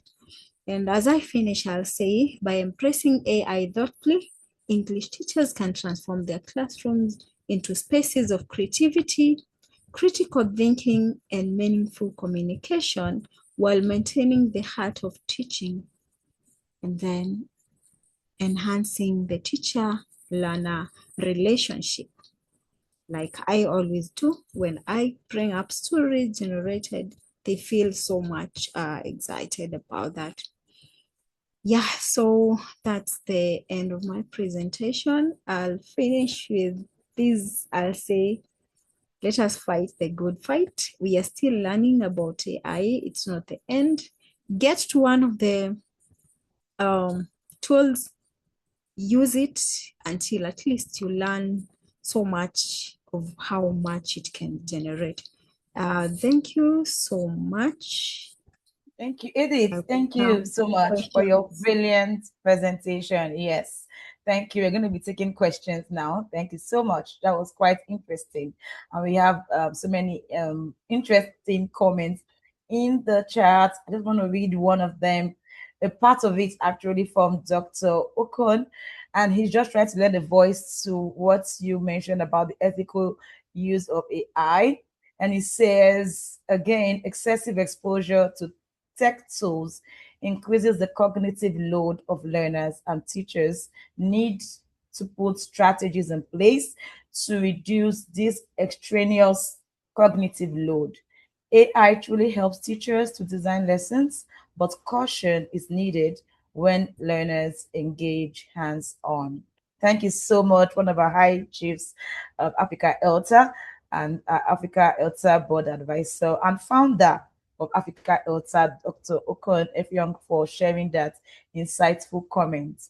Yeah, so we have two questions, but I'm going to merge these two questions together. Someone says, what makes a good prompt when generating when generating with AI? What makes a good prompt? And another one says, if a chatbot engine that you are using, for example, gives a wrong answer, is it lying? How do you rectify not to make your learners as together? You know, the first one that says what makes a good prompt, and the other one that says what happens if it gives a. Thank you, Edith. Like I said, when we're using AI, you see, it's not a perfect tool. That's why I said it's there to help us. And as a teacher, what I've learned with that continuous exposing myself to maybe trying to even research with those tools and see, are they generating the correct information? Sometimes you find that you really need to, as a teacher, you need to have the right content at first. Maybe it's the example that I used, generating a lesson plan about adverbial clauses. Definitely, you as a teacher, you need to have a background information about what exactly you're going to teach. So let us use AI not as a tool to completely take over the learning process, but as a tool to assist us. And sometimes, like the second question is saying, sometimes it will generate something wrong. So you will know that is not the right path to take. So you will just use your knowledge elsewhere. Like, for example, let me say, there are some of the set books that are not captured in, let's say, ChatGPT or Copilot. So what you need to know is, as a teacher, before even you disseminate that information to the learners, you have to counter check. Is this what I know about this particular book? Is this what I know about this particular word that I have searched? Yeah. Thank you. Thank you. Brilliant responses. Thank you so much. I think you have done justice to those questions. And I really appreciate you for your wonderful presentation tonight. You can see the chat buzzing with different comments. More questions are coming, but apologies. We have to move on to the next presenter right now. And we cannot take more questions for now. All right. Thank you. And I move on to the next presenter, which happens to be the sixth presenter for tonight. And sorry, the mentor is not available today, but I want to really appreciate Dr. Christian Combe for working assiduously with Sandra throughout this program to deliver her presentation tonight. So, Sandra, if you are there, please take the floor. And I really appreciate the work you have done with your mentor, Dr. Christian Combe. Over to you, Sandra.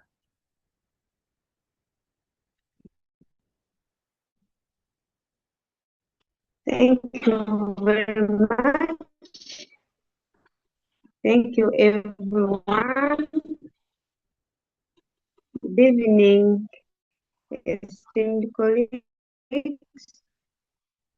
educators, and fellow green thinkers. Oh, sorry. Okay, let me share my screen.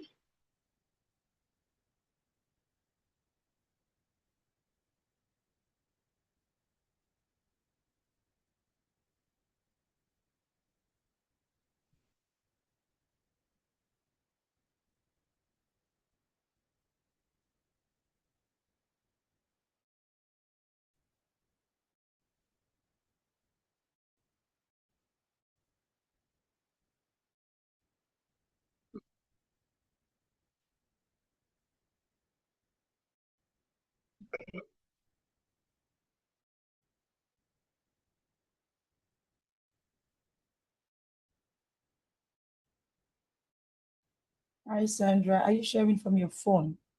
Okay, thank you very much.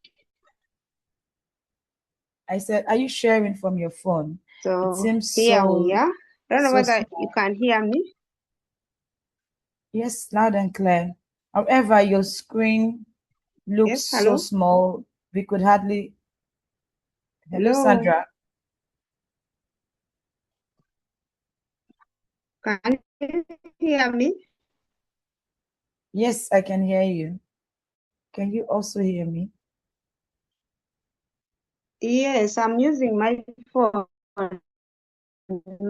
My laptop shut.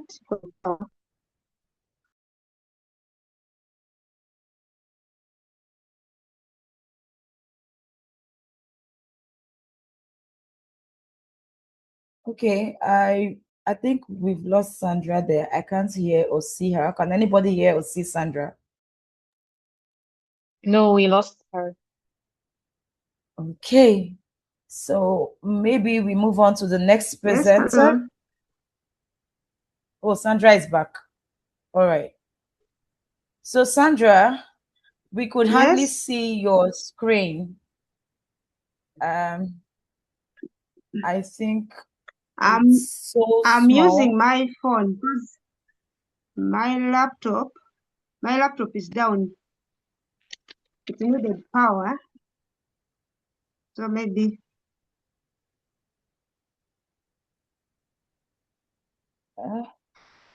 We can hardly see what is it it? properly on your phone. We are not having a very good view with your mobile phone.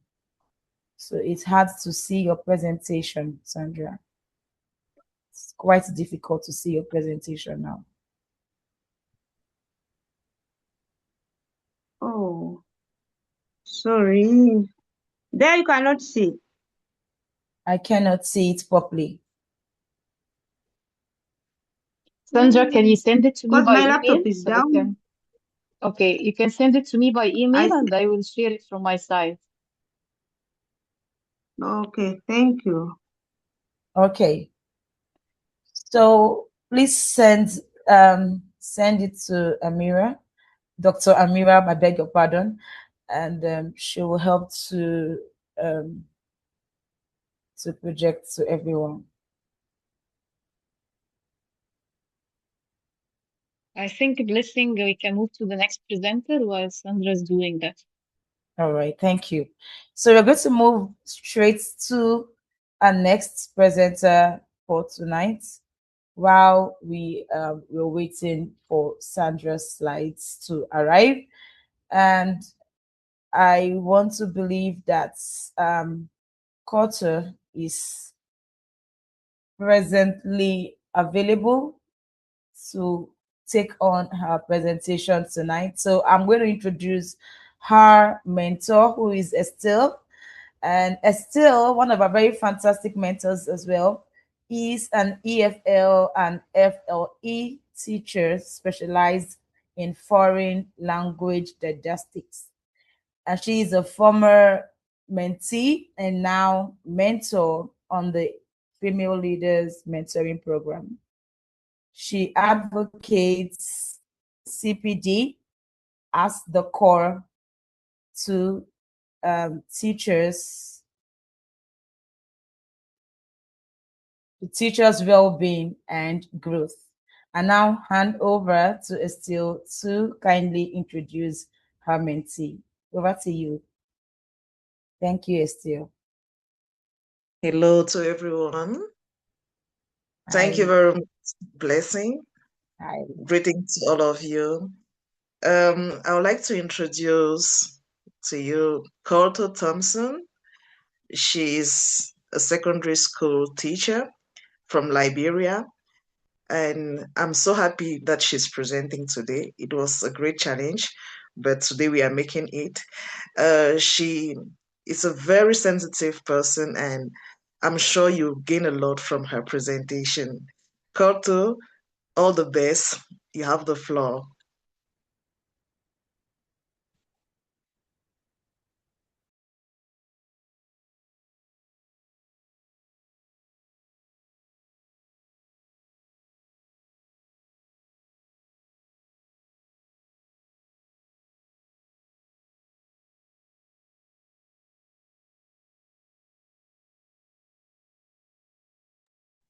Are you here, Koto? Koto, your mic is muted. I see you here. Your mic is muted. If you can hear us, kindly unmute your mic and proceed with sharing your slides. Thank you.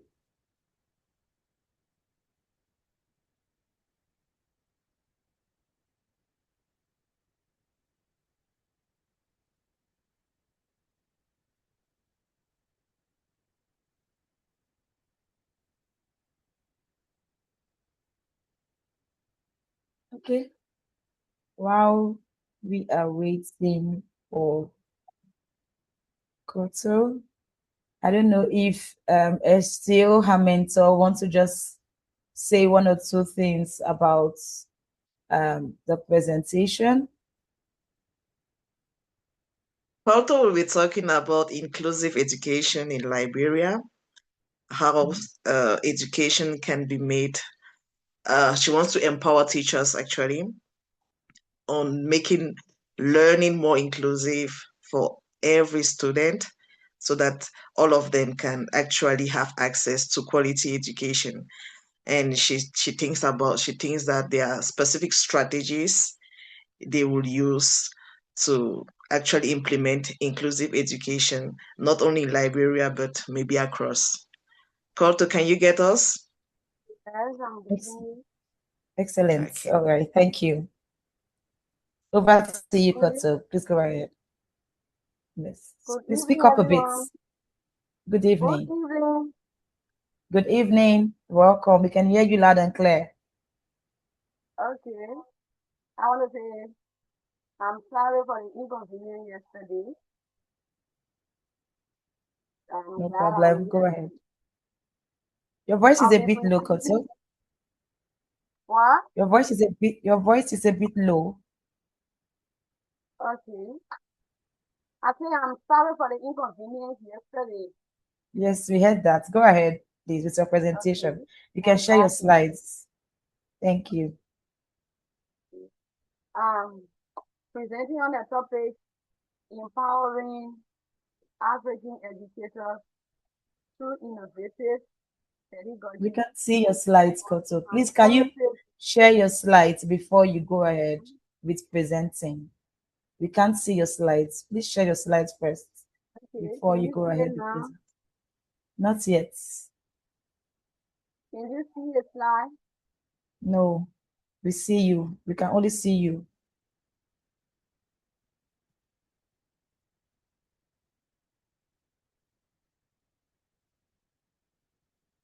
Can you see share screen? Where you have share screen?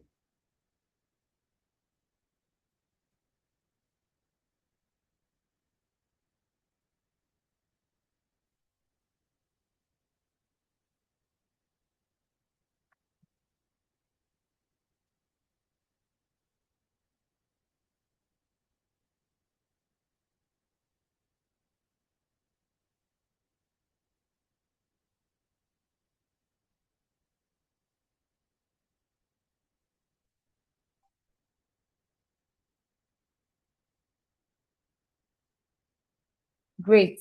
We can see it now. Excellent. So let's start from the beginning. Okay. Thank You you. see the slide now? Yes, please. Okay. Empowering African educators through innovative pedagogy for inclusive learning transformation. When we talk about empowering educators, it has to do with teachers being trained. Empowerment of teachers begin with a trained teacher.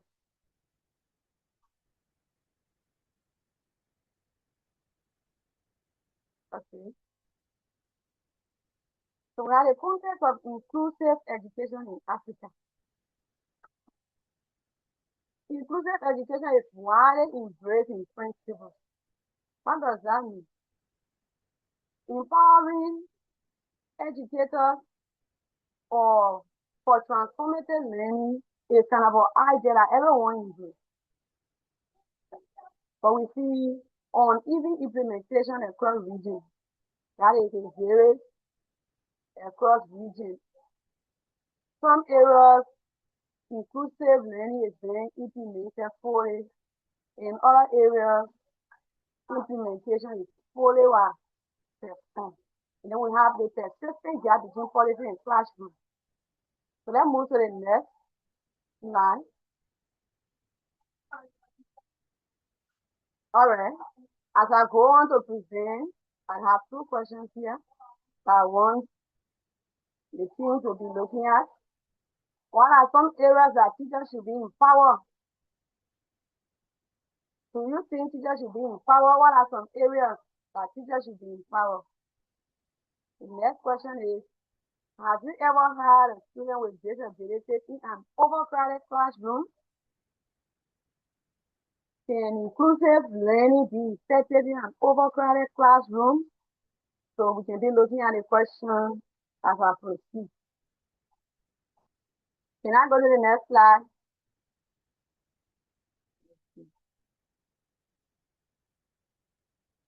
Okay.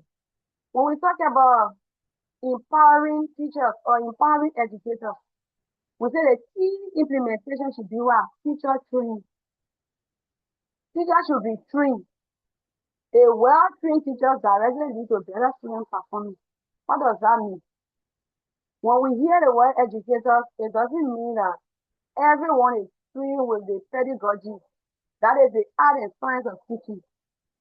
If you do a background survey now, even we as educators here today, not every one of us dream of becoming a teacher. Some people study accounting, other people study biology. In my context, when people go in the field and they don't have work to do, the next place they switch is in the classroom. And once they enter the classroom, we do agree that you did biology in university, you are well trained with the sciences, but to present with a pedagogy If you don't go to the teacher training, that is the teacher education, you won't be able to impart that knowledge properly to the students. You won't be able to impart that particular idea that you have learned because there is no proper education, the pedagogy to pass the information. It will be impossible. So teachers should be trained. First thing, for teachers to be empowered, we should start with teachers training. Somebody ask, but how teachers should be trained? Even with technology, teachers should be trained to use technology. Teachers should be trained to translate ideas in a differentiated learning environment for effective learning to take place and no student should be left out. If teachers are not trained to teach diverse students, that way students with disabilities, there are a lot of students that learn in so many ways. That's why you know your biology that you want to teach. But without knowing or being trained in a diverse way of teaching, you won't be able to meet every student's needs. So first thing teachers should be trained. And next, there is what? In implementation, we have no salary. That is, teachers' salary should be augmented. As we all know, teachers are the least paid people in society. And low salary contribute to poor working conditions, absences, and low morale. Once teachers are poorly paid, sometimes they will take on extra jobs to add up to what they have. Maybe some teachers have 2, 3, or 4 kids that they want to put in school, they want to cater to, and the salary they are getting from the school is insufficient. Teacher will have to go in extra activities, like maybe into business or other things. At the end, that particular teacher won't be able to perform effectively in the classroom. Sometimes other basic schedule might hold them, who will cause them to be absent most often in the classroom. So teachers should be in power, in salary. Teacher salary should be updated. Let teachers be paid with a good salary that will help them to do other jobs and pay attention to improving the classroom for effective learning and transformative education.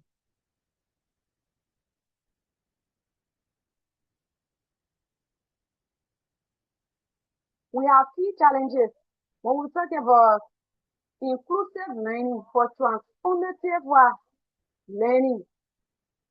In order for every other student to be included, so we say in a policy that every student should be included. Yes, inclusive learning is good. How can inclusive learning be effective when classrooms are overcrowded? The overcrowded classroom lack attention and effective classroom management. For my kids now, the private or the public school I teach in right now, I have 4 classes to cater to. That is 2 ninth grade classes and 2 eighth grade classes. In one of my ninth grade classes, I have close to 100 students. And another ninth grade classes, the same number. And they both eighth grade classes to around 85 to 90 students in each class. How can I be effective in this particular classroom with overcrowdedness? There are times I can meet to all of the students. Sometimes all students are far from the board. They can't see clearly. Other students can't really hear when I'm talking. And sometimes noise will break up in the class. And when I notice an inability student in my class, as we all know, inability is not always about physical disability. Some students have slow learning ability. And to get individual attention to meet A special student with needs is kind of difficult because I have a 40 minutes to present lesson in the class. Sometimes inter-class students are standing up, there is no seat, and we have insufficient learning material. Sometimes inter-class students are fighting over chair. I have to take time, make sure settle chair issue before start teaching. Both are limited. Using technology, it makes learning to be very difficult. This part, teachers are trained. Like what we say, teachers should be trained. If teachers are trained, all challenges they will face in overcrowded classroom will be that is transformative learning or inclusive learning will be very difficult because it will be hard to meet individual students' needs.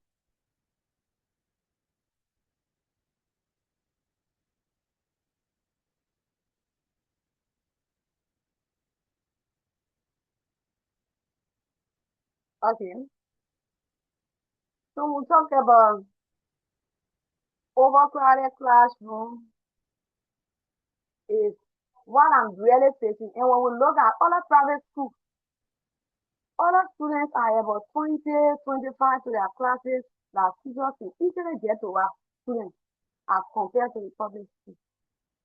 And it is in a policy, as I said on the first slide, policy is far different. There's a wide gap between the policies and implementation in the private classroom. That is, the government will say, okay, we have 45 to 50 students. But when you go to the classroom, you will see close to 100 students in a class.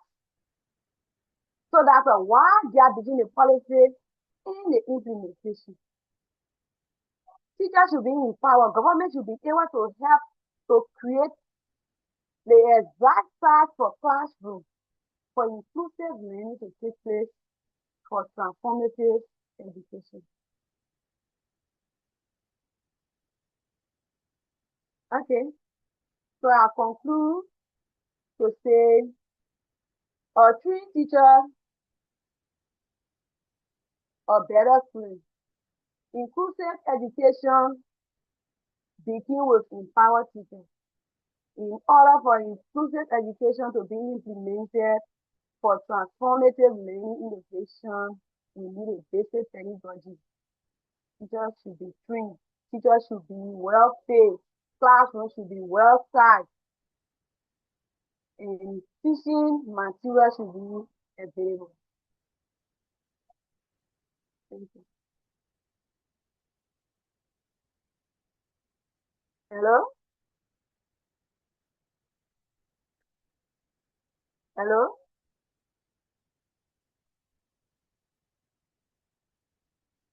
Yes, we can hear you. Yeah, I was unable to unmute, but now I've been able to unmute my mic. Thank you so very much, Koto.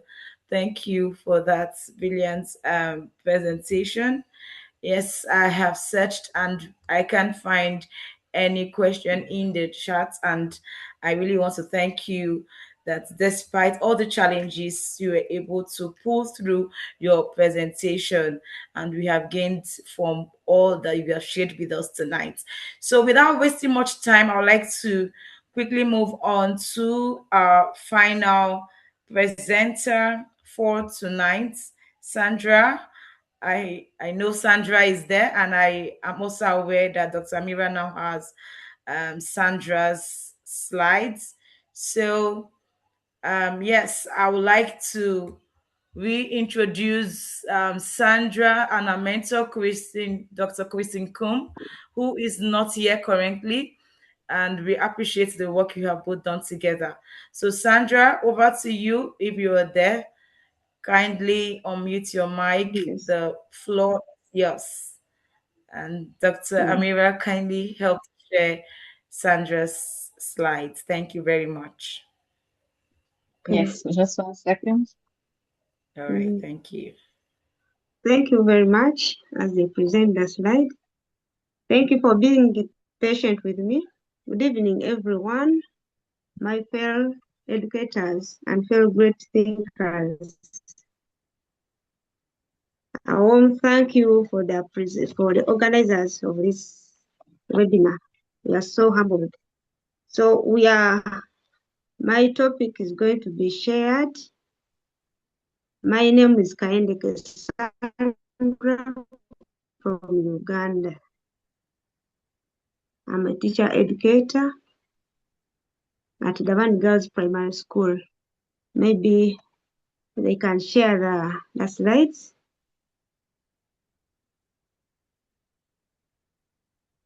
1 second, Sandra, because I think you sent a file with the wrong slides, so I'm just trying to check. Okay.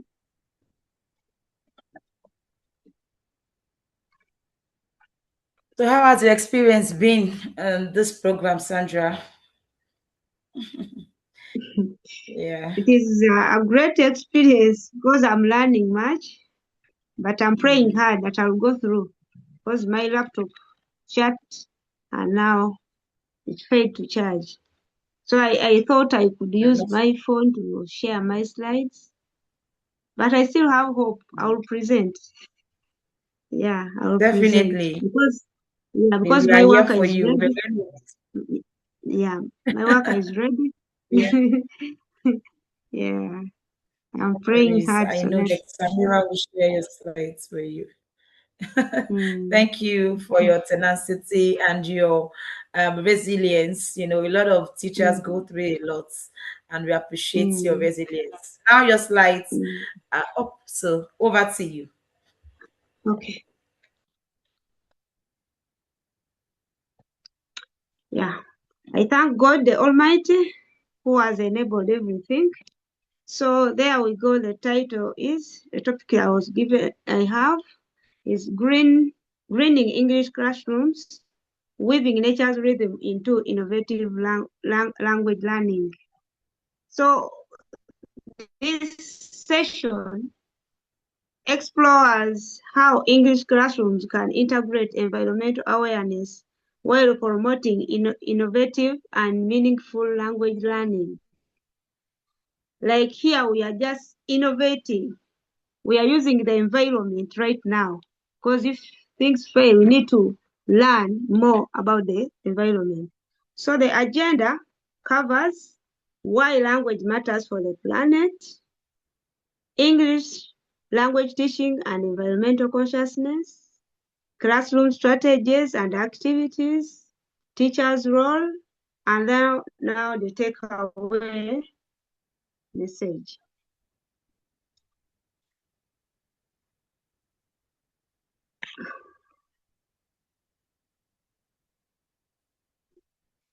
Okay, that is me.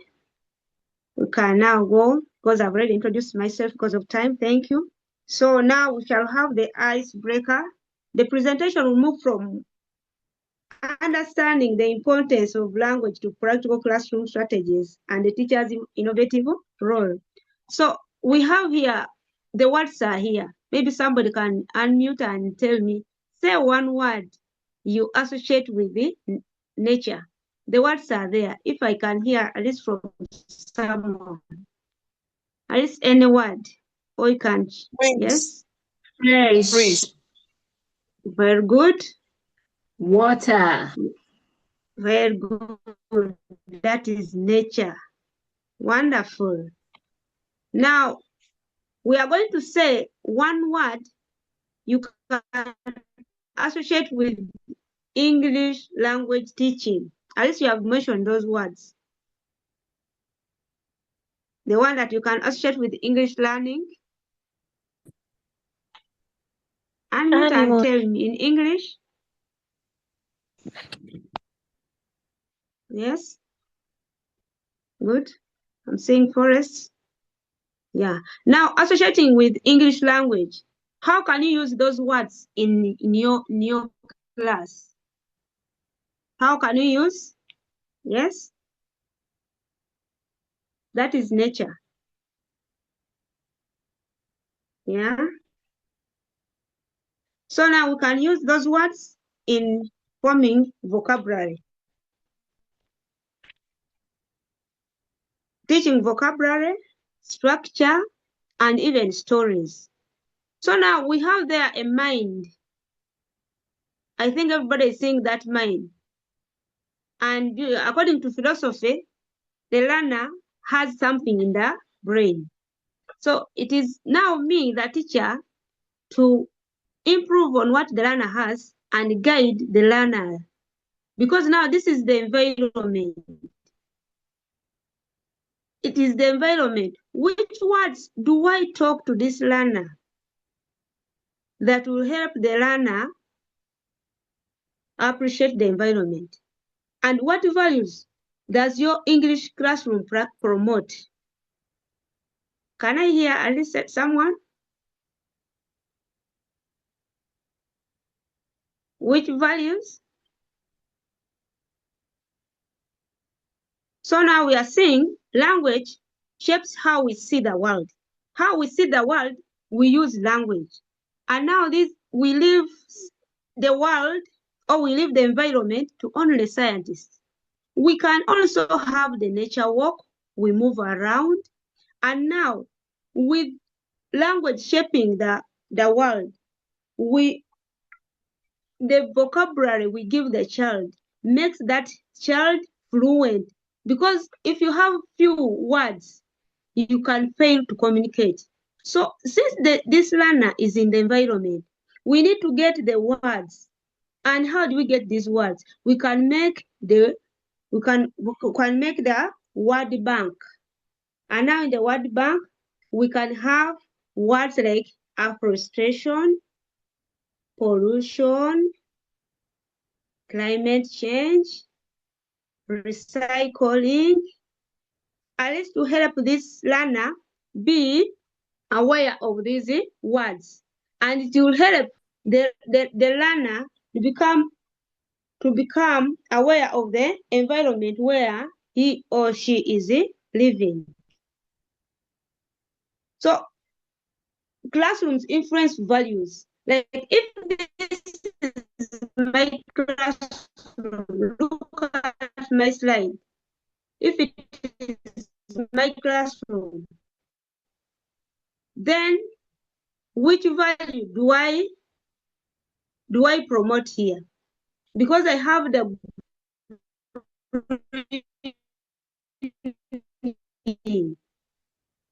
at least in my lesson, I'll have one green word I can move. Here, I remember in 2010, I taught a class that amused me. We're making a practical lesson. We got seedlings from their school nursery bed. We had a nursery bed, and we started planting. And each child was given a tree to plant around the school. So as we planted, now because we had the new ones, everybody had to care for his or her tree that child planted. And now making sure that those you come very early and then you water your every evening. So one child amused me, and this was Rose. She pestered the trees. So, and she could move around the environment because there are these seedlings in our environment where you can just pick.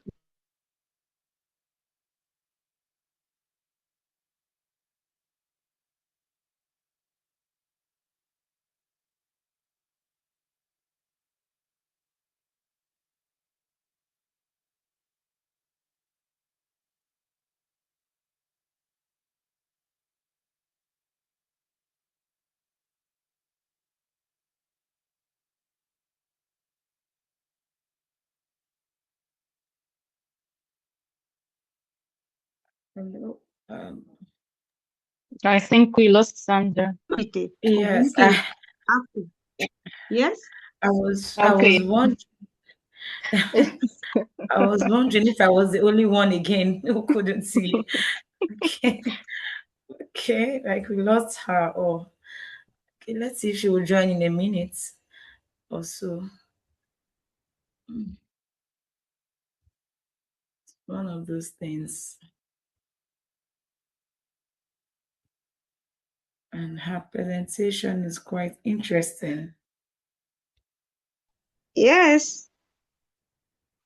So now we are saying language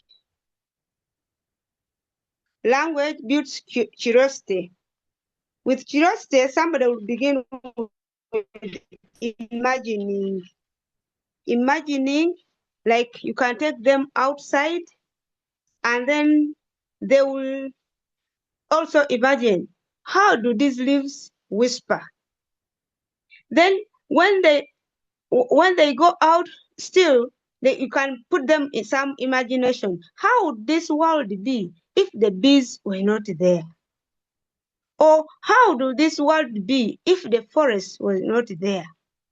And now here, it encourages also the learners to be responsible for what they are doing. Like the story I was telling you of Rose. Rose was responsible for the trees she was planting. And now, last year, they invited me on her introduction ceremony. And the father made a speech and said, this girl planted her trees when she was in primary 5. And the trees now are mature. And now I'm ready at least to give them the timber they want to use. So it was a community development, and now it also helped others who attended that introduction. Maybe another slide.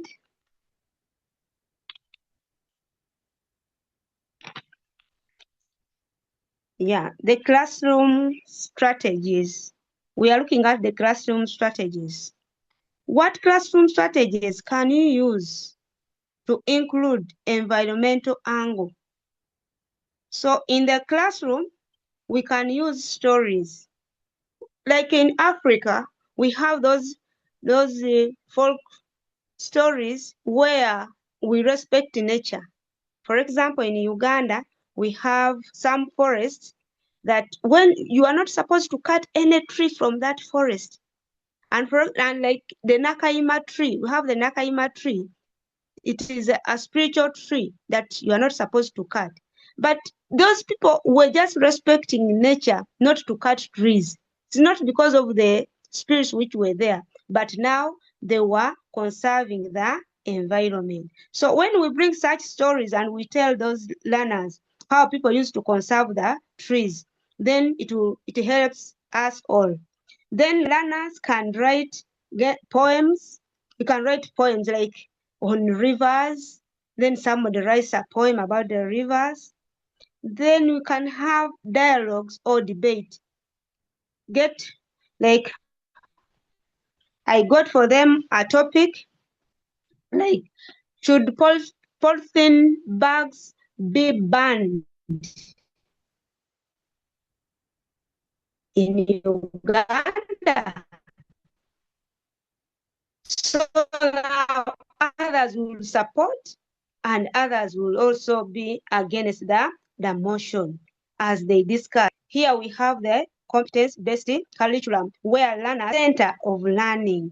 And now it helps learners also to know the environment where they are studying or where they are living. And now when we do that, we are developing the 4 language skills. And the 4 language skills we have listening. They can listen to audio discussion like we are doing.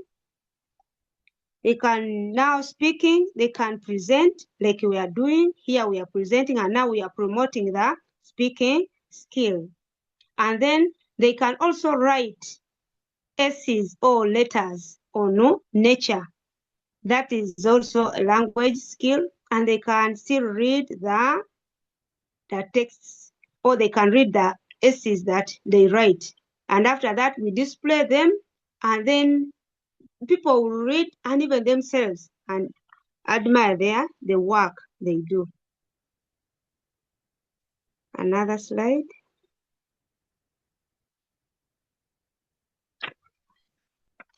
Yeah. So now we have the teacher's role. What do learners copy from me? As a teacher, what do those learners copy from me? The way I walk, the way I speak, which words do I speak about environment?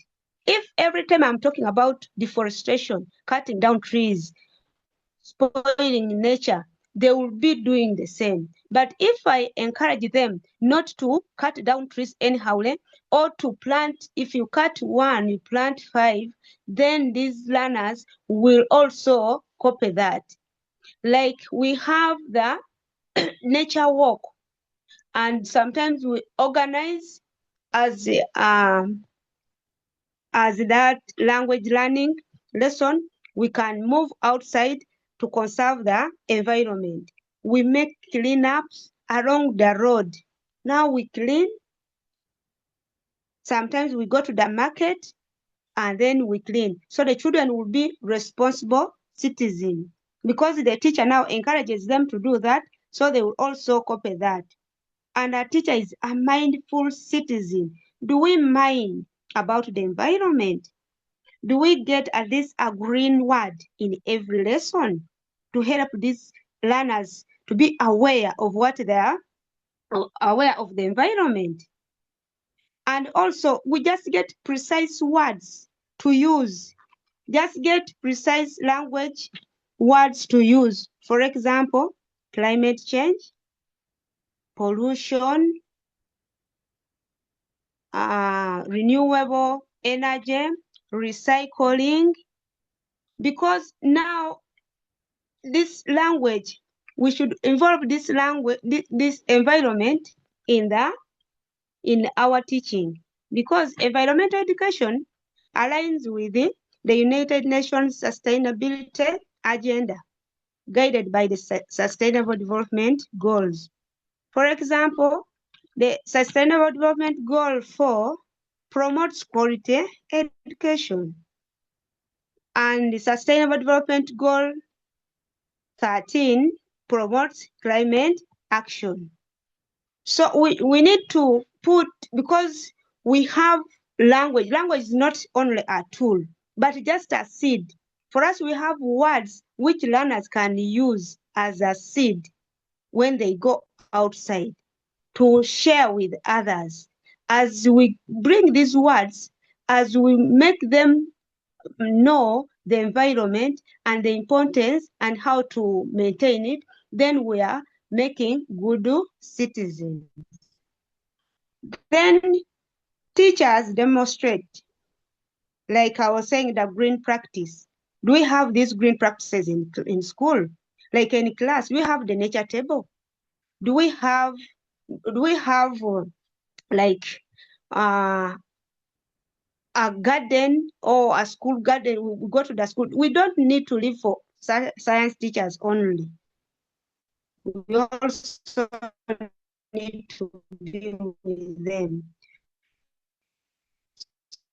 So that take away message environment, let us use classroom. Let us explore the environment. We move outside. Let us adopt and don't displace the materials. Use short green speaking tasks. Like I said, let us be precise. Just use corruption, at least the learners will know. Then make writing meaningful. Let them write, and then their essays can be read by others. Then bring local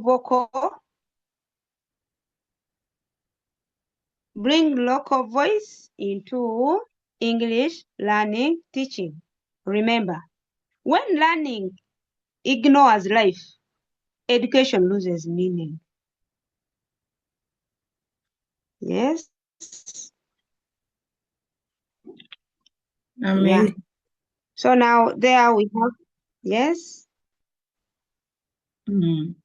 Amazing, amazing. Thank you so much, Sandra, Yeah. for that Thank very you. beautiful You're presentation. welcome.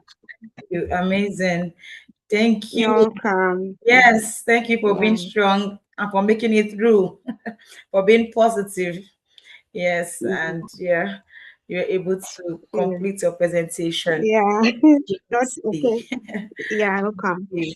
Thank Yeah, you for so being I've patient with me. uh, you're welcome. All right, I've checked Yeah. through the charts. I can't see a question. I only see compliments, and yeah, I see someone say gardening my favorite hand-on activity, which is quite interesting. No, gardening could be fun and interesting, but I'm just thinking, what about someone who works in a school environment where he's not able to access a garden, but they really like your presentation and they really like to try out those things that you have just shared with us, especially the gardening aspect. So, what will you say to such a person? At least in the environment, we cannot have, because everywhere, even in the class, we can have, because now we don't want plastics, we can have those plastics and we plant in our classes. We make our classes beautiful. By the way, that green can make the class beautiful. Yeah, we make, innovative. We think outside the box. Then we put our class, we design the class. When somebody comes in the class, we will see that this one is environmental conscious. Yeah, like for us, we have even the environmental flag.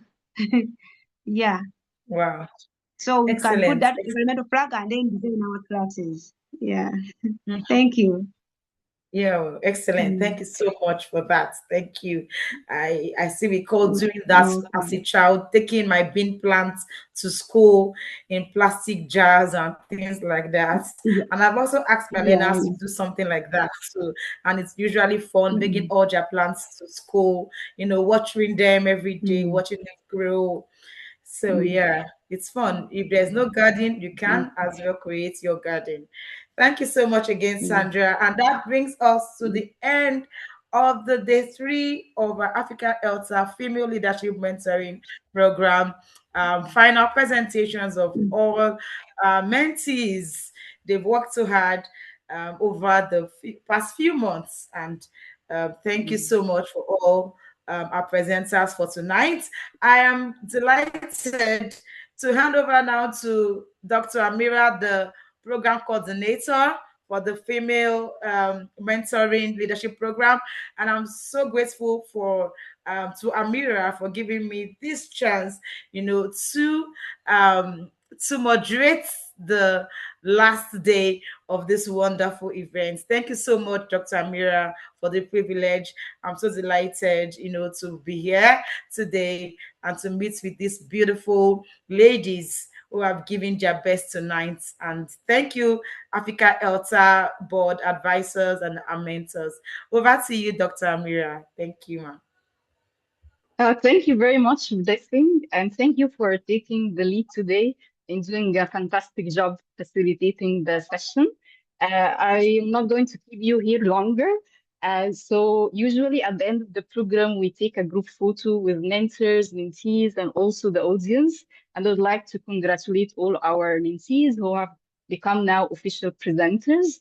I'm sure you're going to be receiving requests for presentations and flying high as all our past mentees did.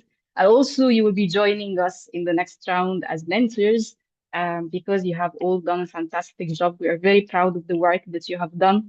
And also to our audience, every presenter we have listened to over the past 3 days, they each have actually like a story to tell. So it's not just about the presentation that you have attended for 15 minutes. They have been preparing this for the past 3 months, and it has been like ups and downs, challenges and wins.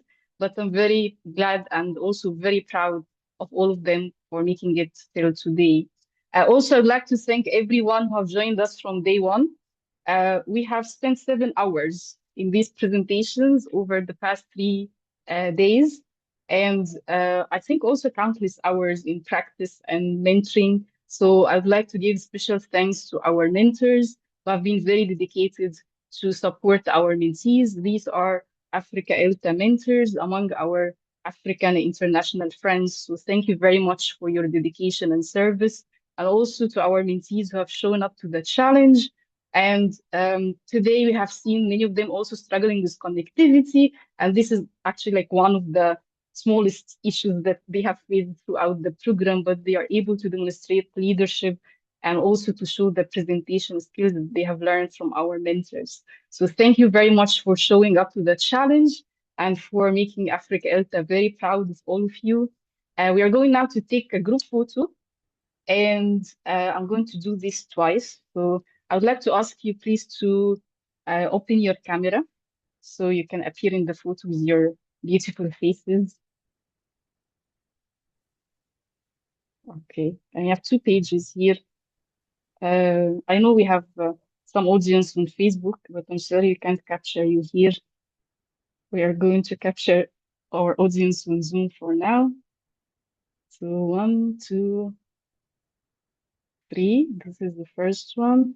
1 second, so I can just save this one and take the next one.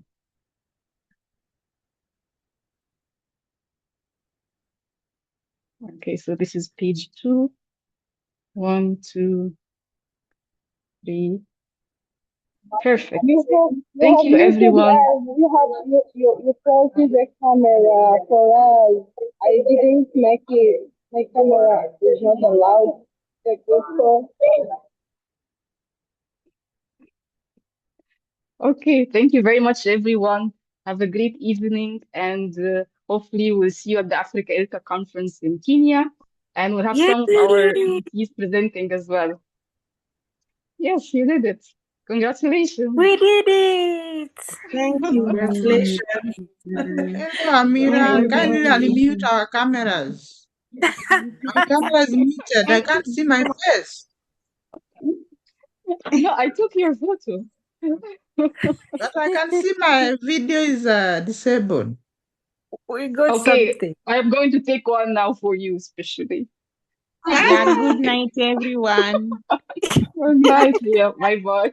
Thank you. Good Bye-bye, night. everyone. It's Thank like we you. don't want to go. Nobody is leaving. We don't want to go. Yeah. Okay, good night. Bye-bye. Good night. Good night, Claire. Good night. Good night. My boss, good night.